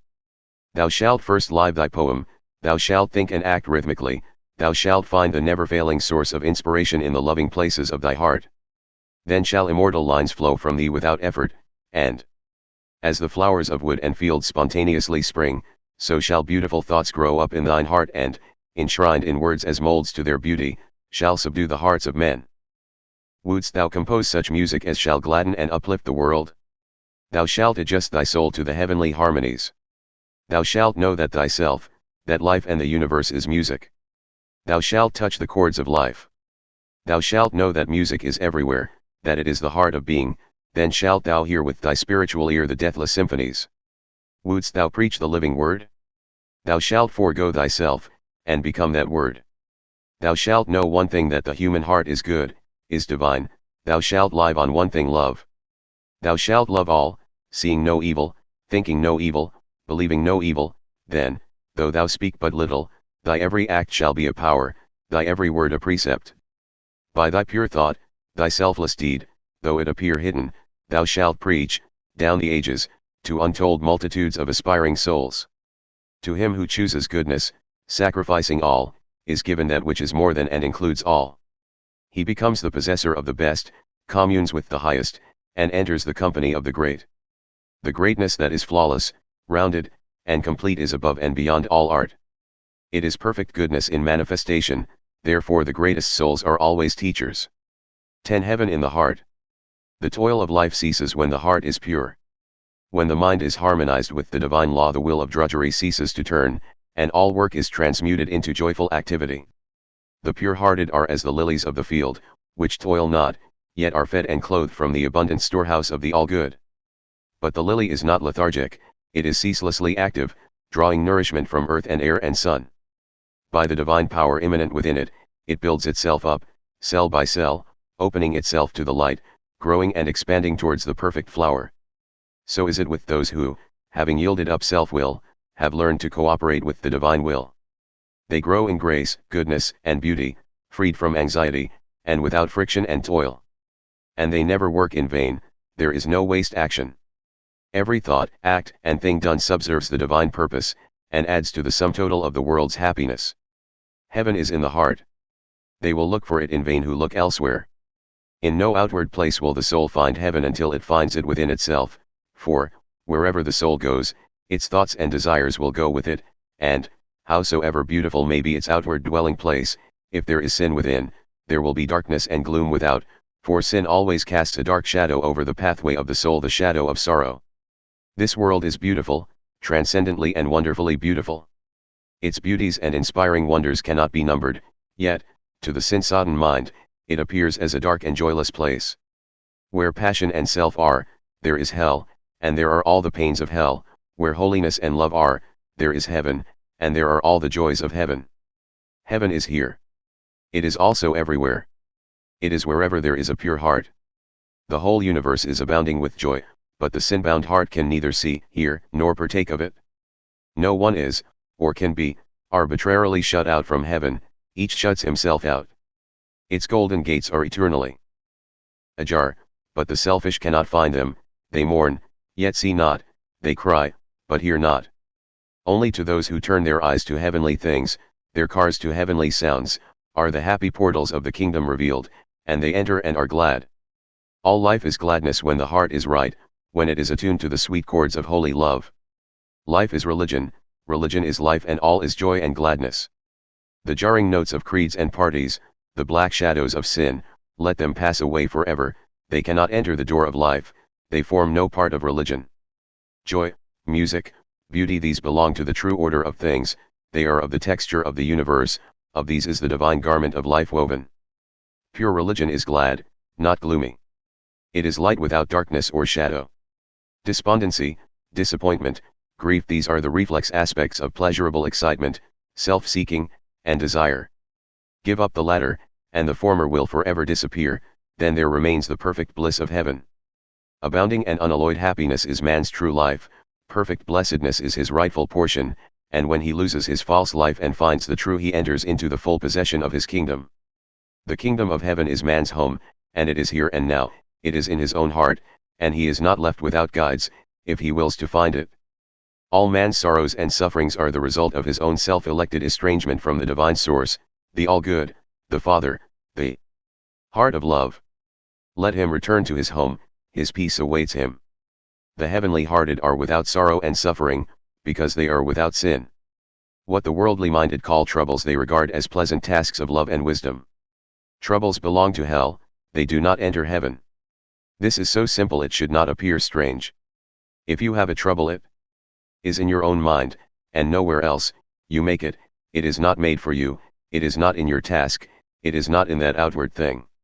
You are its creator, and it derives its life from you only. Look upon all your difficulties as lessons to be learned, as aids to spiritual growth, and lo, they are difficulties no longer. This is one of the pathways up to heaven. To transmute everything into happiness and joy, this is supremely the work and duty of the heavenly-minded man. To reduce everything to wretchedness and deprivation is the process which the worldly-minded unconsciously pursue. To live in love is to work in joy. Love is the magic that transforms all things into power and beauty. It brings plenty out of poverty, power out of weakness, loveliness out of deformity, sweetness out of bitterness, light out of darkness, and produces all blissful conditions out of its own substantial but indefinable essence. He who loves can never want. The universe belongs to goodness, and it therefore belongs to the good man. It can be possessed by all without stint or shrinking, for goodness, and the abundance of goodness, material, mental, and spiritual abundance, is inexhaustible. Think lovingly, speak lovingly, act lovingly, and your every need shall be supplied. You shall not walk in desert places, and no danger shall overtake you. Love sees with faultless vision, judges true judgment, acts in wisdom. Look through the eyes of love, and you shall see everywhere the beautiful and true, judge with the mind of love, and you shall err not. Shall wake no wail of sorrow, act in the spirit of love, and you shall strike undying harmonies upon the harp of life. Make no compromise with self. Cease not to strive until your whole being is swallowed up in love. To love all and always, this is the heaven of heavens. Let there be nothing within thee that is not very beautiful and very gentle, and then will there be nothing without thee that is not beautified and softened by the spell of thy presence. All that you do, let it be done in calm wisdom, and not from desire, impulse, or opinion. This is the heavenly way of action. Purify your thought world until no stain is left, and you will ascend into heaven while living in the body. You will then see the things of the outward world clothed in all beautiful forms. Having found the divine beauty within ourselves, it springs to life in every outward thing. To the beautified soul the world is beautiful. Undeveloped souls are merely unopened flowers. The perfect beauty lies concealed within, and will one day reveal itself to the full orbed light of heaven. Seeing men thus, we stand where evil is not, and where the eye beholds only good. Herein lies the peace and patience and beauty of love, it sees no evil. He who loves thus becomes the protector of all men. Though in their ignorance they should hate him, he shields and loves them. What gardener is so foolish as to condemn his flowers because they do not develop in a day? Learn to love, and you shall see in all souls, even those called degraded, the divine beauty, and shall know that it will not fail to come forth in its own season. This is one of the heavenly visions, it is out of this that gladness comes. Sin, sorrow, suffering, these are the dark gropings of the unopened soul for light. Open the petals of your soul and let the glorious light stream in. Every sinful soul is an unresolved harmony. It shall at last strike the perfect chord, and swell the joyful melodies of heaven. Hell is the preparation for heaven, and out of the debris of its ruined hovels are built pleasant mansions wherein the perfected soul may dwell. Night is only a fleeting shadow which the world casts, and sorrow is but a transient shade cast by the self. Come out into the sunlight. Know this, O reader, that you are divine. You are not cut off from the divine except in your own unbelief. Rise up, O Son of God, and shake off the nightmare of sin which binds you, accept your heritage, the kingdom of heaven. Drug your soul no longer with the poisons of false beliefs. You are not a worm of the dust unless you choose to make yourself one. You are a divine, immortal, God-born being, and this you may know if you will to seek and find. Cling no longer to your impure and groveling thoughts, and you shall know that you are a radiant and celestial spirit, filled with all pure and lovable thoughts. Wretchedness and sin and sorrow are not your portion here unless you accept them as such, and if you do this, they will be your portion hereafter, for these things are not apart from your soul condition, they will go wherever you go, they are only within you. Heaven, not hell, is your portion here and always. It only requires you to take that which belongs to you. You are the master, and you choose whom you will serve. You are the maker of your state, and your choice determines your condition. What you pray and ask for, with your mind and heart, not with your lips merely, this you receive. You are served as you serve. You are conditioned as you condition. You garner in your own. Heaven is yours, you have but to enter in and take possession, and heaven means supreme happiness, perfect blessedness, it leaves nothing to be desired, nothing to be grieved over. It is complete satisfaction now and in this world. It is within you, and if you do not know this, it is because you persist in turning the back of your soul upon it. Turn round and you shall behold it. Come and live in the sunshine of your being. Come out of the shadows and the dark places. You are framed for happiness. You are a child of heaven. Purity, wisdom, love, plenty, joy, and peace, these are the eternal realities of the kingdom, and they are yours, but you cannot possess them in sin, they have no part in the realm of darkness. They belong to the light which lighteth every man that cometh into the world, the light of spotless love. They are the heritage of the Holy Christ child who shall come to birth in your soul when you are ready to divest yourself of all your impurities. They are your real self. But he whose soul has been safely delivered of the wonderful joy child does not forget the travail of the world.